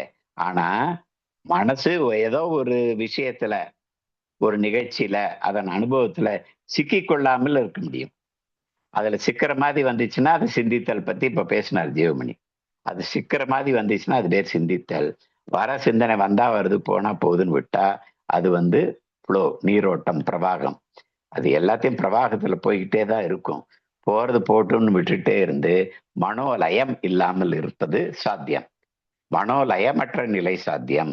மனோலயமற்ற நிலை இருந்தாலே நம் மனது அதன் பிடியிலிருந்து, நம்மளுடைய அறிவின் தாக்கத்திலிருந்து அது விடுபடும். மனது இயல்பாக ஓடி தன்னைத்தானே சுத்தப்படுத்திக் கொள்ளும். ஓடுமாறு தன்னைத்தானே சுத்தப்படுத்திக் கொள்வதை போல் மனதும் சுத்தப்படுத்திக் கொள்ளும். இதுக்கு மனமற்ற நிலை தேவையில்லை, மனோலயமற்ற நிலை தேவை. ஆனா மனோலயமற்ற நிலை தான் சாத்தியம். அதை நம்ம ஈஸியா அடைய முடியும். அதற்கான எளிய வழியை பகவத்கீதா சொல்லியிருக்காரு. இப்ப சிந்தனைங்கிறது மனசுக்குள்ள போச்சுன்னா, அறிவு அங்க உபயோகிச்சோம்னா சிந்தனை ஆயிருது. இது ரைட்டு தப்பு உள்ளுக்குள்ள போய் நமக்கு இந்த குணம் வேணும் வேண்டாம்னா மனசு எங்க போதோ அந்த சிந்தனை ஆயிரும். வெளியில செஞ்சாலும் அந்த சிந்தனை தான், சிந்தித்தல் தான், உள்ள போனாலும் சிந்தித்தல் தான். சிந்திக்கிற விஷயம் வெளியில வளரும், உள்ளேயும் வளரும். இப்ப மனசுல இந்த ஒரு குறையை பத்தி சிந்திச்சோம்னா அந்த குறை வளருமே தவிர அது போகாது. அதே மாதிரி வெளியில வெற்றியை பத்தி, சக்சஸ பத்தி அறிவு சிந்திச்சுன்னா அது வெளியிலயும் வளரும். ஸோ நமக்கு சிந்தனை அகத்துல கூடாது, சிந்தித்தல் அகத்துல கூடாது. வெளியில சிந்தித்தல் வேணும் சக்சஸ்ஃபுல்லா பண்றதுக்கு. அகத்துல சிந்தித்தல் பண்ணா அந்த தேவையில்லாத குணங்கள், மோசமான குணங்கள் தான் வளரும். அதனால அதை விட்டுறலாம். வெளியில நமக்கு நல்ல குணம் வேணும் அப்படின்னா வெளியில நம்ம அதுக்கு தகுந்த மாதிரி நல்ல புஸ்தகங்களை படிக்கிறது, நல்ல விஷயங்களை படிக்கிறது, நல்லவங்க கூட சேர்றது, அது மாதிரி நம்ம பழக்கத்தை மாத்தலாம். ஆனா பழச ஒழிக்கிறதுங்கிறதுக்கான முயற்சி அறிவு வச்சு செய்ய முடியாது. மனோலய மற்ற நிலை போதும். அதுவே மனதை சுத்தப்படுத்தும், தன்னைத்தானே சுத்தப்படுத்தி கொள்ளும். அதுவே அந்த புரிதலே போதும். அதுவே நமக்கு விடுதலையை தரும். ஞானம், இதுதான் ஞானம். ஞானம்னா அறிவுதான். இதை அறிவு புரிந்து கொண்டு அறிவோடு இருப்பது. நம்ம மனசுல தலையிட வேண்டாம் அப்படின்னு அறிவோடு இருப்பது. வெளி வேலைகளுக்கு மட்டும் அறிவை பயன்படுத்துவது. மனோலயமற்ற நிலை சாத்தியம். அதுவே ஞான நிலை. அதுவே நமக்கு முக்தி என்ற விடுதலையை தரக்கூடிய நிலை என்று புரிந்து கொண்டால் போதும். நம்ம வாழ்க்கை சுகமாக முடியும். நாமே ஒரே விஷயத்த 1,00,000 தடவை யோசிச்சு நோயாளி ஆறதுல இருந்து தப்பிப்போம். தெளிவாக மனம் சிந்தித்து இன்று என்ன செய்யணுமோ அதை செய்யும். பழைய நினைவுகளின் பாதிப்பு இல்லாமல் இன்றைய நிலையில் நாம் பிரசன்டில் இருப்போம். அதாவது தற்காலத்தில் இருப்பது அப்படிங்கிறது அதுதான். பிரசன்டில் இருக்கிறதுக்காக முயற்சி பண்ணி பிரசன்ட்ல இருக்க முடியாது. இன்னைக்கு என்ன உண்டோ அதுக்கு நம்ம என்ன செய்யணும்னு யோசிச்சா அது பிரசன்ட்ல இருக்கிறது. பழைய நினைவு குறுக்கீடு பண்ணிச்சுன்னா அது பாஸ்ட்ல இருக்கிறது. அப்போ அது இல்லாமல் நாம் தெளிவாக சிந்திக்க முடியும். இந்த இதை கூறி உங்களுக்கு ஏதாவது கேள்விகள் இருந்தா கேட்கலாம். ஏற்கனவே நம்ம 5:30க்கு தப்பிச்சு போறவங்க போயிட்டு இருப்பாங்கன்னு நினைக்கிறேன். இருந்தாலும் யாராவது கேள்வி கேட்க விரும்பினா கேட்கலாம். ஐயா, எனக்கு ஒரு கேள்வி இருக்குங்க ஐயா. கேளுங்க. நோட்ஸ் நிறைய கேள்வி எடுத்திருக்கீங்க. கேள்விகளா எழுதிருக்கீங்களா, நோட்ஸா எழுதிருக்கீங்களான்னு தெரியல. இல்ல, நோட்ஸா தான் எழுதியிருக்கேங்க ஐயா. எனக்கு ம். கேள்வின்னு சொல்றதை விட என்னோட புரிதலை நான் உங்களுக்கு பிளேபேக் ம். பண்றேங்க. எனக்கு இந்த ஞான தேடல்ன்றது எனக்கு எப்படி வந்துச்சுன்னாங்க ஐயா, எனக்கு ஒரு சின்ன பொண்ணு ம். இருக்காங்க. அவ ஒரு ம். 2 வயசுல இருக்கிறப்ப ம். எனக்கு அதீதமான கோவம். என் அப்பா ரொம்ப கோவக்காரருங்க. நான் ம். அவர் மாதிரி கொடுத்தது ஒண்ணு இருக்கக்கூடாது. வீணாகாது. கொடுத்தது ஒண்ணு எனக்கு வீணாகாது. நான் ஆனா அப்படி இருக்கக்கூடாதுன்னு பார்த்து வளர்ந்தேங்க. ம். நான் அப்படிதான் ம். நினைச்சு வளர்ந்தேன். இப்ப எனக்கு ஒரு பொண்ணு ம். பொறக்கவும் நான் என் குழந்தை மேல அந்த கோவத்தை கண்டிப்பா நம்ம காமிக்க கூடாது. ஏன் அப்பா ம். ஏன்னா அந்த அதீத கோவத்தினால என் குடும்பம் எப்படி இம்பாக்ட் ஆச்சுன்னு எனக்கு தெரியுங்க. அந்த மாதிரி நம்ம ம். இருக்கக்கூடாதுங்கிறது என் அறிவளவுல எனக்கு ம். புரிஞ்சுச்சுங்க. ஆனா ம். என் பொண்ணுகிட்ட என்னால அத செயல்ல காமிக்க முடியலைங்க. ஒரு சின்ன விஷயம், என் அப்பா பெர்ஃபெக்ஷனிஸ்ட். அதே மாதிரி இப்ப நான் ம். பெர்ஃபெக்ஷனிஸ்ட். இப்ப என் பொண்ணு அத ம். பெர்ஃபெக்ட்டா பண்ணலன்னா, உடனே எனக்கு ஒரு சிடுசிடுன்னு எரிஞ்சு விழுறது. என் கணவன் மேலயும் சரி, ம். யார் மேலயும், என் குழந்தை, என் கணவன் ம். 2 பேத்து மேலயும் நான் அத பண்ணிக்கிட்டே இருப்பேன். அப்போ ஒரு ம். சமயத்துல என் பொண்ணு பொறந்ததுக்கு அப்புறம் தான் எனக்கு அது தெரியுதுங்க. என் பொண்ணு மேல பண்ணறப்ப எனக்கு தெரியுது. என் பொண்ணு நான் ரொம்ப ம். எரிஞ்சு விழுறப்ப என்ன பார்த்து ரொம்ப பயப்படுறா. ஏன்னா ம். நான் கத்துறேன் கோவத்துல. அதுக்கப்புறம் 2 ம். நிமிஷம் தான் நான் உடனே இறங்கி வந்துருவேன் அந்த கோவத்துல இருந்து. நான் போய் என்னைய மன்னிச்சிடு, நான் ம். இதை பண்ண மாட்டேன் அப்படின்னு சொல்லிட்டு என்ன பண்ணுவேங்க, ஒரு 2 நாள் தாக்கு பிடிப்பேன். இல்ல ஒரு 1 வாரம் தாக்கு பிடிப்பேன். திருப்பி மறுபடியும் நான் ம். அதே பேட்டர்னுக்கு போயிருவேன். அப்பதான் ம். எனக்குள்ள இந்த தேடல் ஆரம்பிச்சுச்சுங்க. நம்ம எப்படியாவது இந்த கோவத்துக்கு ம். காரணம் என்ன? நம்ம இந்த கோவத்த கட்டுப்படுத்திறணும் அப்படின்னு ம். சொல்லிட்டு நான் ம். மெடிடேஷனுக்கெல்லாம் போனேங்க. மெடிடேஷனுக்கெல்லாம் போனா பயங்கர போயி ம். உட்கார்றதுங்க. பயங்கர ஹை ஃபீலிங் இருக்குங்க. அதைய ம். பயங்கரமா என்ஜாய் பண்ண ஆரம்பிச்சேன். ஒரு 2, 3 நாள் தாக்குங்க. அந்த தாக்கம் இருக்கும். மறுபடியும் திருப்பியும் பழையபடிக்கு என் பேட்டர்ன்குள்ளேயே வந்துருதுங்க. எனக்கு என்ன ம். பண்றதுன்னே புரியலைங்க. நான் பல பேரண்டிங் பத்தி புக் எல்லாம் படிக்க ஆரம்பிக்கிறேன். அதுக்கப்புறம் ம். அங்கருந்து நான் என்ன பண்றேன், ஆன்மீகத்துக்கு வந்தேங்க. எனக்கு ம். ஏன் தான் இது நடக்குதுன்னு தெரியல. நமக்கு ஏதோ பழைய நினைவுகள் இருக்கு. ஒருவேள அந்த நினைவ போய் நம்ம தோண்டி பார்க்கணுமா? அதுக்குள்ளேயும் போய் ம். ஆராய்ச்சி பண்ண ஆரம்பிச்சேங்க. இப்படி பண்ணியே நான் ஒரு 5 வருஷத்த செலவிட்டுட்டேனுங்க. என் பொண்ணுக்கு இப்ப வயசு சரி. 8ங்க. பகவத் ஐயா நீங்க நீங்க பேச பேச கேட்கும்போது என்னைய உங்க குரல்ல கேட்கற மாதிரி இருக்கு. என்ன, நான் ஒரு 30 வருஷம் செலவழிச்சேன் ஐயாவை சந்திக்கிற முன்னாடி வரைக்கும். உங்களுக்கு 5 வருஷத்துக்குள்ள கிடைச்சிருச்சு. நீங்க அதிர்ஷ்டசாலி தான். எங்க இப்போ அப்பா நான் அப்படிதான் பெல்ட் வச்சிருப்பாரு, பெரம்பு வச்சிருப்பாரு, எதுக்கு அடிப்பாருன்னு தெரியாது. நான் என் பிள்ளைகளை அடிக்காம வளர்க்கணும்னு நினைச்சேன். என்ன, அடிச்சதே இல்லை.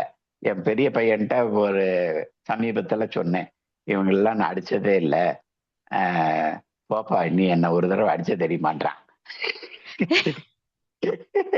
அதாவது நானும் வந்து இந்த மாதிரி கோவப்படாத ஒரு அப்பாவா இருக்கணும்னு நினைச்சு, ஆனா கோவப்படுறதுங்கிறது நடந்துச்சு. நீங்க வந்து சொல்றீங்க, ஆனா இப்ப என்ன நிலைமை? இப்போ வந்து நான் இப்ப அதுல உங்க இருந்து கேள்வி என்ன? என் கேள்வி என்னன்னாங்கய்யா, நான் வந்து இப்ப இந்த எனக்கு அறிவளவுல எனக்கு எல்லாமே எட்டுதுங்க. அறிவளவுல ம். எனக்கு எல்லாமே தோணுது. நான் பகவத் ஐயா கிட்ட ஒரு 2½ வருஷத்துக்கு முன்னாடியே வந்து சேர்ந்துட்டேங்க. அவரோட புத்தகங்கள வாசிக்கிறது. இப்போ அது எப்படி இருக்கும்னா, வாசிச்சு ஒரு 10 நாள் நல்லா இருப்பேனுங்க. திருப்பியும் நான் ஏதோ ஒண்ணு அங்க எனக்கு நீங்க மிஸ் என்ன ஆயிட்டே செய்யறீங்க? இருக்குது. உங்களுக்கு உங்களுக்கு என்ன பிரச்சனை? என்ன செய்யறீங்க இப்போ? கோவம் வந்தா என்ன செய்யறீங்க? இப்போ வந்து நான் இப்ப இந்த திங்கிங்க பத்தி கொஞ்சம் புரிதல் வந்துருச்சான்னு எனக்கு இன்னும் தெரியலங்க ஐயா. ஆனா நான் நம்பிட்டு ம். இருக்கேன் எனக்கு வந்துருச்சுன்னு. உடனே நான் என்ன பண்ணுவேங்க, நான் யோசிப்பேன். சரி என்னவா வேணா இருந்துட்டு போட்டும். நம்ம வந்து நம்ம பொண்ண வந்து கோவம் வந்துருச்சு. சரி வருதா வந்துட்டு போட்டும் கோவம். அத நம்ம போக விட்டுருவோம் அப்டின்னா, அதே அந்த மொமெண்ட்க்கு அந்த ஒரு நாளையே கழிச்சுட்டேன்னு வச்சுக்கோங்கய்யா, திருப்பி அடுத்த நாளுக்கு என்ன ஆகுது? அது ரீபவுண்ட் ஆகுதுங்க. ரீபவுன்ஸ் திரும்பி ஆகுதுங்க. திரும்பி நீங்க புரிஞ்சுக்கிட்டீங்களா அப்படின்னா, நீங்க புரிஞ்சபடி செய்யணும். நீங்க வந்து கோவம் வந்த உடனே என்ன செய்றீங்க? அத சொல்லுங்க. கோவம் வந்த உடனே என்ன செய்றீங்க? கோவம் வந்த உடனே நான் வந்து அதைய சரி வந்துருச்சு இந்த கோவம். இது போயிரணும். நம்மளுக்கு இந்த கோவம் போயிரணும். இந்த மொமெண்ட்ட பாஸ் ஆகி ஏன் எப்படியாவது நினைக்கணும்? போயிரணும். அதான் பிரச்சனை. அங்கதான் பிரச்சனை ஆரம்பிக்குது. அப்படி எப்பயாவது ஐயா சொல்லியிருக்காரா? அப்படி ஐயா சொல்லலீங்க. ஆனா நானா நெனச்சுக்கிறேன். இன்னைக்கு இல்ல இல்ல, வகுப்புல தான் நீங்க அங்க அங்க உங்க அறிவை உபயோகப்படுத்த ஆரம்பிச்சது. நீங்க தான் அறிவாளியாச்சே, நிறைய சேர்த்திருக்கேன்னு சொன்னீங்கல்ல, அறிவுபூர்வமா நான் கரெக்டா இருக்கேன்னு. அந்த இந்த கோபம் வந்துருச்சு, ஓகே வந்துருச்சு, அவ்வளவுதான். நம்ம வந்து இந்த கோபத்தை காமிச்சிட்டோம், ஓகே அதுவும் ரைட்டு. ஃபர்ஸ்ட் இந்த சூழ்நிலையில கோபம் வருது, இயற்கை தான் நமக்கு, அட்லீஸ்ட் இயற்கை தான். ஃபர்ஸ்ட் அக்செப்ட் பண்ணணும் அந்த கோபத்தை. இந்த சூழ்நிலை இந்த மாதிரி காரணத்துக்காக எனக்கு கோபம் வருதா, வந்துச்சு, ஓகே அக்செப்ட் இட். பொண்ணு மேல காமிக்க முடியும், ஆபீஸ்ல யாராவது ஆபீசர்ஸ் மேல காமிப்பீங்களா? காமிக்க மாட்டேங்க.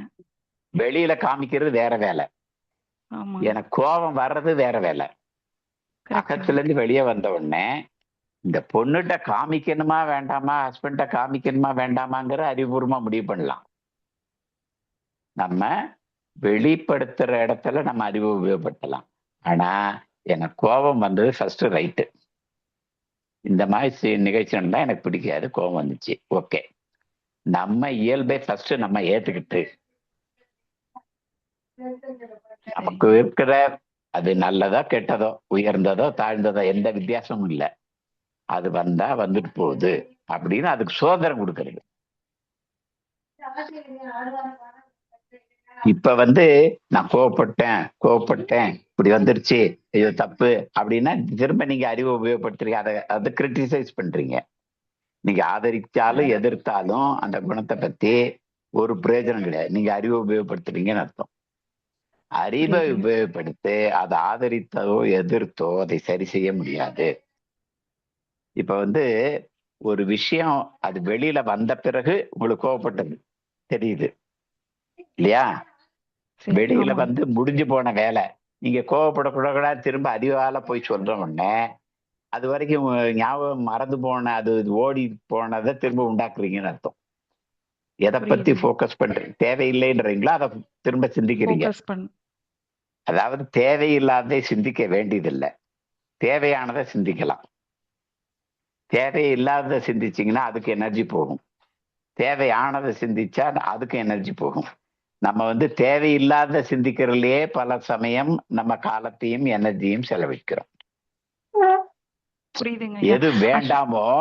எது வேண்டாமோ வந்தா வந்துட்டு போகுது, அதை பத்தி சிந்திக்க தேவையில்லை, அது வந்துருச்சு போயிருச்சு முடிஞ்சிருச்சு, அதை விட்டுட்டோம்னா அதுக்கு எனர்ஜி கிடைக்காது. இப்ப நம்ம என்ன செய்யணும், வெளியில பொண்ணு ஏதோ பண்ணியிருக்கா, கண்ணு இப்படி பண்ணு, இப்ப வெளியில வந்து செய்யக்கூடாததை சொல்லுவோம், செய்ய வேண்டியதை சொல்ல மாட்டோம். சரிதான் ஐயா. கண்ணு இதை செய்யாத, நீ டிவி பார்க்காத சும்மா அப்படின்னா அடுத்து என்ன செய்யணும்னு சொல்ல மாட்டாங்க நிறைய பேரண்ட்ஸ். டிவி பார்த்தேன்னா பாரு 1 மணி நேரமா நீ பார்த்துக்கிட்டு இருக்கன்னு போய் அடிப்பாங்க. அது தேவையில்லை. கண்ணு நீ டிவி பார்த்துருக்க 1 மணி நேரமா போதும், இப்ப இதை செய், இதை படி, அல்ல இந்த வேலையை செய். இதை செய்ய வேண்டியதுல ஃபோக்கஸ் பண்ணா, அல்லது டைம் ஒரு 5 மினிட்ஸ் உனக்கு, அதுக்கப்புறம் வந்து நீ இந்த வேலையை செய்யணும், அது மைண்டு ட்ராவல் ஆகி வர்றதுக்கு டைம் கிடைக்கும். செய்ய வேண்டியதை ஃபோக்கஸ் பண்ணா, அறிவுபூர்வமா ஃபோக்கஸ் பண்ணா போதும். நமக்கு எது தேவையில்லையோ, வரணும் வரக்கூடாது ரெண்டுமே அங்க வேலைக்கு போகக்கூடாது. அதுதான் புரிதல். வந்துருச்சா, வந்ததை வந்து வரக்கூடாதுன்னு அப்புறம் போய் முட்டினா அது முட்டல் தான், போராட்டம் தான், அது நிழல் தான், அது தீர்ந்து போன ஐயா சொல்ற மாதிரி ஊதுபத்தில இருந்து வெளியில வந்த புகை, அது மின்னல்ல இருந்து வெளிவந்த இடி சத்தம், அதெல்லாம் திரும்ப ரிவர்ஸ் எல்லாம் அனுப்ப முடியாது. நீங்க வர்றதுக்கு முன்னாடி தடுக்கிறதுக்கான பயிற்சி வெளியில, அது அறிவுபூர்வமா நம்ம வந்து இந்த மாதிரி எப்ப அது வராம இருக்கும் கோபம். இந்த விஷயம் ஃபர்ஸ்ட் நம்ம கிட்ட பெர்ஃபெக்ஷன் எதிர்பார்க்கிறோம். அது நம்மளால பெர்ஃபெக்டா இல்லாதப்ப நம்ம மேலேயும் கோபம் வரும். பெர்ஃபெக்டா இல்லாத எல்லார் மேலேயும் கோபம் வரும். பெர்ஃபெக்டா எல்லாராலையும் இருக்க முடியாது, என்னாலையும் இருக்க முடியாது அப்படிங்கிறத ஃபர்ஸ்ட் நம்ம அறிவுபூர்வமா நம்ம உணர்ந்துக்கணும். நம்மளுடைய குறைய நம்ம ஏத்துக்கிட்டு தான் அப்பதான் நம்ம அடுத்தவங்களுடைய குறையும் ஏத்துப்போம். அவங்களுக்கு ஒரு மனப்பதிவு, உங்களுக்கு ஒரு மனப்பதிவுல இருந்து கோபம் ஏதோ வருதுன்னா, அவங்களுடைய மனப்பதிவு ரொம்ப ஸ்ட்ரிக்டா வேலை செய்யாத மனப்பதிவோட வந்திருக்காங்க. உங்க அப்பா இப்படின்னா அவங்க அப்பா அப்படி லூஸா இருந்திருப்பாரு, லூஸ்ல விட்டுருப்பாரு, ஸ்ட்ரிக்டா இல்லாம. சோ அது ரெண்டு கம்பைன் ஆகிதானே உங்க பொண்ணு வரும். உங்க மனப்படி நீங்க இயல்பு படி நடக்கிறீங்க, அதுவும் ஏத்துக்கணும். அவ மனவு இயல்புப்படி அவ நடக்கிறா, அதையும் ஏத்துக்கணும். அப்புறம் மாத்த வேண்டியதுங்கிறது அடுத்த பிரச்சனை. கோபத்தை வெளிக்காட்டும் போது இங்க காமிக்கணுமா வேண்டாமான்னு அறிவுபூர்வமா முடிவு பண்ணலாம். ஆனா நான் கோபப்படக்கூடாது, எனக்கு கோபம் ஒரு தப்பு அப்படின்னு முட்ட தேவையில்லை. வெளிவந்த பிறகு அது சரி செய்யவே முடியாது. வெளிவந்த பிறகுதான் நமக்கு தெரியும் அது சரி செய்ய போகக்கூடாது. ஓகே, வந்துருச்சு, கோவப்பட்டோம், கண்ணு திடீர்னு கோவம் வருது, நீ இன்னுமே கொஞ்சம் பார்த்து செய்ய. ஏன்னா அது அதோட மனப்பதிவு இல்ல. உங்களால மாத்திக்க முடியாதுன்னா அதை போய் மாத்த முடியுமா? எல்லாம் மனப்பதிவுகளோட அப்பா அம்மா தந்த. நான் சொல்லு, ஒரு குழந்தைய ட்ரீட் பண்றேன்னா அவளுக்குள்ள இருக்கிற அம்மா அப்பா தாத்தா பாட்டியை நான் சரி பண்றேன். ஏன்னா அந்த பதிவுகளோட வருது. உங்க இது பாதி, ஹஸ்பண்ட் இது பாதி வந்திருக்கும்ல குணம், என்னெல்லாம் இருக்கும். ஸோ உங்களை நீங்க ஃபர்ஸ்ட் ஏத்துக்கங்க, குழந்தையுடைய மனசையும் ஏத்துக்கங்க. அப்பதான் அறிவுபூர்வமா நம்ம வெளியில செயல்பட முடியும். என்னுடைய மனப்பதிவை நான் ஏத்துக்கிற வரைக்கும் அடுத்தவங்களுடைய மனப்பதிவை நான் ஏத்துக்க முடியாது. என்னுடைய இது குறையோ நிறையோ நான் அப்படியே ஆக்சிட்டிஸ் அக்செப்ட் பண்ணாதான் அதனுடைய பாதிப்பு இல்லாம இருக்க முடியும். அதை எதிர்க்க அது வளரும். Negatives will grow when you focus on it. Positives will grow when you focus on it. அவ்வளவுதான், சிம்பிள் லாஜிக். மனதை எதிர்க்கவே தேவையில்லை, அதுதான் புரிதலே. வெளிவந்த உணர்வை நம்ம எதிர்த்து போராட ஆரம்பிச்சோம்னா அதை உயிர் கொடுக்குறோம், திரும்ப எனர்ஜி கொடுக்குறோம், அதை வளர்த்துக்கிட்டே போறோம். அது வந்து உங்களை விட ஸ்ட்ராங் ஆகி உங்களை போய் அமுக்கும்.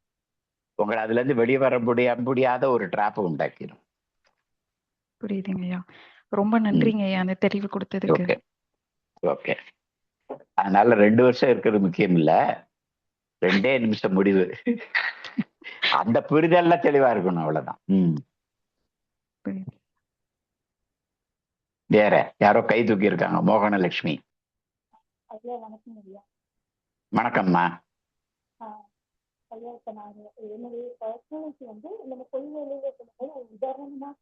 உங்க வாய்ஸ் ரொம்ப கரகரன்னு வருது. என்ன சொல்றீங்க சரியா கேட்கலையே. இப்ப கேக்குதுங்களா ஐயா? தெளிவா இருக்குமா ஐயா? இப்போ இது பொதுவா இருக்குதுன்றனால நம்ம பர்சனல் விஷயத்த டைரக்டா சொல்லாம நான் வந்து ஒரு உதாரணத்தோட சொல்றேன், ஒரு எக்ஸாம்பிளுக்கா வேற மாதிரி. இப்போ வந்து இப்போ நமக்கு ஒரு நெருப்பு இருக்குன்னு வச்சுங்களேன். நெருப்பு இப்ப நம்ம ஒரு முறை கையை சுட்டுடுச்சுன்னா, ஆனா அந்த நெருப்பு மேல ஒரு பயம் நமக்கு இருந்துட்டே இருக்கும். இப்ப நம்ம அதுதான் சொல்றோம், மனதுல பதிவு வச்சுக்கிறோம் அப்படின்ட்டு. ஆனா நம்ம அதுக்குன்னு நெருப்பு கிட்ட போகாமலே இருக்க முடியல. நெருப்பு உபயோகப்படுத்தணும், நமக்கு நெருப்புனால வெளிச்சம் இருக்கு, சோ நல்லதும் இருக்கு. அதனால அப்போ சரி அப்போ நம்ம மனசுல ஐயா என்ன சொல்றாங்கன்னா, மனசுல இருக்கிறது இருக்கட்டும். அது தானா போயிடும் அப்டின்றாங்க. அதனால மனசுல இருக்கிறத பத்தி இப்ப கவலை இல்ல நமக்கு. இப்ப செயல் ம், வழியில வரும்போது, அந்த நெருப்பு கிட்ட ம். போகும்போதெல்லாம் ஒரு படபடப்பும், அது கிட்ட போனாலே ஒரு பயம் நார்மலா இருக்கும்ல நம்மளால. அப்டின்னும்போது, அப்புறம் எப்படி அதனுடைய ஆமா. நன்மைகள நம்ம அனுபவிக்க முடியும்? அதுவே கிடைக்காது இல்லைங்களா? போகவே விடாம அதாவது தடுக்குது இல்லைங்களா? ஆ. அதாவது நெருப்பு கிட்ட போன உடனே பயம், படபடப்பு எதுக்காக வருது? அதுதான் புரியலைங்க ஐயா. மாறணும்னு எதுக்காக நெனைக்கிறோம். வருது? இல்ல எதுக்காக வருது? நம்மகிட்ட அது போய் சுட்டுக்காத, நீ ஆ, கேர்ஃபுல்லா இருன்னு சொல்றதுக்காக வருது ஆ, இல்லையா? அதோட வேலை இருக்கு. ஆ, எல்லா உணர்வுகளும் அந்த சூழ்நிலையில் சரியே. ஃபர்ஸ்ட் அதை ம், புரிஞ்சுக்கணும். ம், எந்த உணர்வு வருதோ உங்க ம், அனுபவத்தின் அடிப்படையில ம், எந்த உணர்வும் உங்க இயல்புக்கு ஏற்ப அந்த சூழ்நிலைக்கு ஏற்ப வரும். ம், என் பயம் வேற மாதிரி இருக்கலாம், உங்க பயம் வேற மாதிரி இருக்கலாம். அது வந்து அவங்க அவங்க அனுபவத்தை பொறுத்து மாறலாம். ம், சரியா? ம், இப்ப ஒண்ணே ஒண்ணு என்ன நிச்சயம்னா, நெருப்பை பார்த்த உடனே பயம் பதட்டம் வருதுன்னா நீங்க அந்த அளவுக்கு பயந்துருக்கீங்கன்னு அர்த்தம். உங்க ஆமா. அனுபவம் அப்படி பதிவை உண்டாக்கி இருக்கு. ஆனா ம், அது அன்னைக்கு நடந்த நிகழ்ச்சி தான் இன்னைக்கு நடக்கணும்னு அவசியம் இல்லை. ம், நான் அப்பதே ஒரு எக்ஸாம்பிள் சொன்னேன் இல்லையா? ரயில்ல 3 வருஷம் போயிட்டு தான் வந்துகிட்டு இருக்கு அந்த பொண்ணு. ம், ஆனா ஒவ்வொரு தடவையும் அவங்களுக்கு என்னது, அந்த பழைய நிகழ்ச்சி வந்து அந்த கலர் கண்ணாடியை கொடுக்குது. ம், அப்ப அந்த இன்டென்சிட்டிய அவங்க ஆனா இந்த மாதிரி பயம் வரக்கூடாது, கடவுளை ஆண்டவான்னு அந்த பயத்தையே சிந்திச்சுக்கிட்டு இருக்காங்க. அப்ப ம், அது வளர்ந்து பெருசா இவங்களை வீக் ஆக்குது. ம், ஒரு அனுபவம் தந்த பாடம் இன்னொரு நிகழ்ச்சி நடக்கும்போது வெளியே வருது. அது கரெக்ட் ம், தான். அந்த ம், சூழ்நிலையில வெளியே வர்றது கரெக்ட் தான். ஆனா நம்ம என்ன சொல்றீங்க நீங்க, அந்த அனுபவம் எனக்கு எதுக்காக வருது? நான் தீயில கேர்ஃபுல்லா இருக்கணுங்கிறதுக்காக வருது. ம், அது அறிவுபூர்வமா உபயோகிக்க சொல்லுது ம், உண்மையிலேயே, அந்த ம், தகவலை மட்டும். ஆனா ம். நீங்க என்ன சொல்றீங்க, அந்த உணர்வே வராம இருந்தா நான் எப்படி அறிவுபூர்வமா செயல்பட முடியும்? அப்ப அந்த அந்த உணர்வு வரணும் இல்லைன்னு கேக்குறீங்க, அப்படிதானே? அந்த உணர்வு தீப்பற்றிய வரும்போது மத்தவங்களுக்கும் தீப்பற்றிய தெரியுது நான் உணர்வு. படபடப்பா ம். இருக்கிறேன்றது தெரிஞ்சிருது. ஆமா, சோ இது ஆமா, ஆ, ஆமா. அதாவது நீங்க இப்ப கேள்வி கேட்டதோட நோக்கம் என்ன? அந்த ஆ, நிகழ்ச்சி வந்த உடனே நான் படபடப்பாயிடுறேன். ஆமா. அந்த படபடப்பாயி இதாயிடுறேன். அப்படின்னா அது ம். எனக்கு அந்த உணர்வு வராம வந்தா போயிருச்சுன்னா, நான் எப்படி வெளியில கேர்ஃபுல்லா இருக்க முடியும்னு கேட்கிறீங்க. கேர்ஃபுல்லா இருக்கணும்னு இல்ல. கேர்ஃபுல்லா என்னால ஈஸியா இருக்க முடியும். ஆனா இந்த படபடப்பு மட்டும் வராம இருந்தா போதும். அப்ப நீங்க மனசுல வந்து இந்த மாதிரி எண்ணம் வரும்போது எனக்கு படபடப்பு வரக்கூடாதுன்னு ஆசைப்படுறீங்க. ஆமா. அந்த நோக்கம் வச்சுக்கிட்டா என்ன ஆகுது? நீங்க படபடப்ப பத்தி சிந்திக்கிறீங்க. இத்தன அந்த நாளு படபடப்பு வந்துருதே, இருங்க படபடப்பு வந்துருதே, நம்ம அந்த அ, நினைவு வந்தோடனே படபடப்பு வந்துருதே, எல்லாருமே அதை என் படபடப்ப பாத்துறாங்க, அது வராம ஆமா, இருந்தா நல்லதுன்னு நினைக்கிறீங்க. ஆமாங்க. அப்ப அந்த உணர்வை எதிர்க்கிறீங்க. ஆமா. அதன் மூலம் பலப்படுத்துறீங்க. புரியுதா? ஆ. வந்தா வந்துட்டு போகுது. ஏன்னா பழைய ஸ்டாக்கு உங்களுக்கு ம், பதிவு ஏதோ ஒண்ணு அப்படி ஸ்ட்ராங்கா ஒரு அனுபவத்துல இருந்து வந்திருக்கு. இது எல்லா ம், மனிதர்களுக்கும் உள்ளதுதான். என்ன? ம், நீங்க தனிப்பட்ட ஒவ்வொருத்தருக்கும் ஒவ்வொரு அனுபவம். அதுக்கு தகுந்த மாதிரி படிப்பினை. அந்த உணர்வு வந்து எவ்வளவு அழுத்தமா பதிஞ்சிருக்கோ அதுக்கு தகுந்த மாதிரி உங்க பிசிக்கலாவும் அது ஒரு சில மாற்றங்களை அல்லது சிம்டம்ஸை உண்டாக்கலாம். ம், ஆனால் இதுல இருந்து என்ன தீர்வுன்னா, ஓகே அன்னைக்கு நடந்துச்சு. அதனால நமக்கு இப்படி ஒரு தாட்ஸ் வருது. வந்தா வந்துட்டு போகுது. அதனால பயம், பதற்றம் வருது. வந்தா வந்துட்டு போகுது. அது வந்து ம், இந்த மாதிரி நெருப்பாக்கும்போது நமக்கு வருது. நம்ம அத பத்தி எதுவும் செய்ய தேவையில்ல. நம்ம ஏதாவது செய்யணும்னு போனோம்னா அது பெருசாயிருது. அது விட மாட்டேங்குது. ம், நம்ம கண்டுக்காம விட்டா போதும்னு புரிஞ்சுக்கணும். கொஞ்ச நாளைக்கு அது சொல்ற மாதிரி கூட இருக்கும். நமக்கு இந்த உணர்வு வருது, இந்த பயம் வருது, பதட்டம் வருது, வந்தா வந்துட்டு போகுது அப்படின்னு சொல்லிக்கிற மாதிரி கூட இருக்கும். இந்த கார் ஓட்ட கத்துக்கும்போது பிரேக்க பிடி, கிளட்ச் அமுக்கு, பிரேக் அமுக்கு, கியர மாத்து அப்படின்னு நம்மளே சொல்லிக்குவோம். நேரா பாரு, வெறப்பா பாருன்னு. ம், பழக பழக என்னாகும்? நம்ம பாட்டு ஃபோன் பேசிக்கிட்டே கூட பக்கத்துல பொண்டாட்டிகிட்ட சண்டை போட்டுக்கிட்டே கூட கார் ஓட்டுவோம். ம், அத மாதிரி நம்மளா செய்யற வேலை தானா செய்யற வேலையா மாறுற வரைக்கும் சில சமயம் இப்படி சொல்லிக்கிற மாதிரி கூட இருக்கும். ஆனாலும் ம், இப்படி எனக்கு வரக்கூடாதுன்னு நினைக்க கூடாது. ஐயோ வருதே ம், எல்லாரும் பாக்குறாங்களே நல்லா இல்லையேன்னு நினைக்க கூடாது. வந்தா ம், வந்துட்டு போகுது. பயம் வருதா, வந்துட்டு போகுது, அது உள்ள இருந்து வெளியே வரைங்குது. நம்ம வழி விட்டா போதும். ம். இப்படி வரக்கூடாதுன்னு நினைக்க கூடாது. நான் இதை இம்ப்ரூவ் பண்ணணும், நல்லதா ஆக்கணும்னு நினைக்க கூடாது. உள்ள இருக்கிறது காலி ஆகிறதுக்கு அது ஒண்ணுதான் வழி. வந்தா வந்துட்டு போகுதுன்னு போக விட்டீங்கன்னா மெதுவா ஓடி ஓடி நாளாவட்டத்துல அதனுடைய இன்டென்சிட்டி குறைஞ்சிக்கிட்டே வரும். முதல் தடவை 100 தடவை வந்தது, அப்புறம் 50 தடவையாகும், 20 தடவையாக போக போக குறைஞ்சி அது பலவீனப்பட்டு போயிடும். நீங்க நினைவுகளை அழிக்க முடியாது, உங்க அனுபவத்தின் நினைவுகளை அழிக்க முடியாது. ஆனா அதனுடைய பாதிப்புகளை மாற்ற முடியும். ஒரு நதினா என்ன? 2 கரைக்கு நடுவுல போச்சுன்னா அது பேரு நதி. கரையை தாண்டி தண்ணி போச்சுன்னா அதுக்கு பேர் என்ன? நதியா? இல்ல. அதுக்கு பேர் வெள்ளம். வெள்ளம் வெள்ளம் நமக்கு தேவையில்லை, நதி வேணும். உங்க பழைய அனுபவங்கள், படிப்பினைகள் தான் உங்களை வாழ்க்கையே உங்களை நடத்துறதுக்கு உங்களுக்கு வழிகாட்டுது, உங்களை தனி நபரா இருக்க வைக்குது. அதெல்லாம் இருக்கும், எதுவும் இல்லாம ஆயிராது.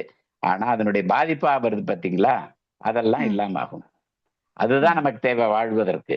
சரியா? நம்ம ஒண்ணும் சன்னியாசியா போறது இல்லை, எல்லாமே இல்லாம ஆகி எல்லாத்தையும் விட்டுட்டு சன்னியாசியா போறது இல்லை.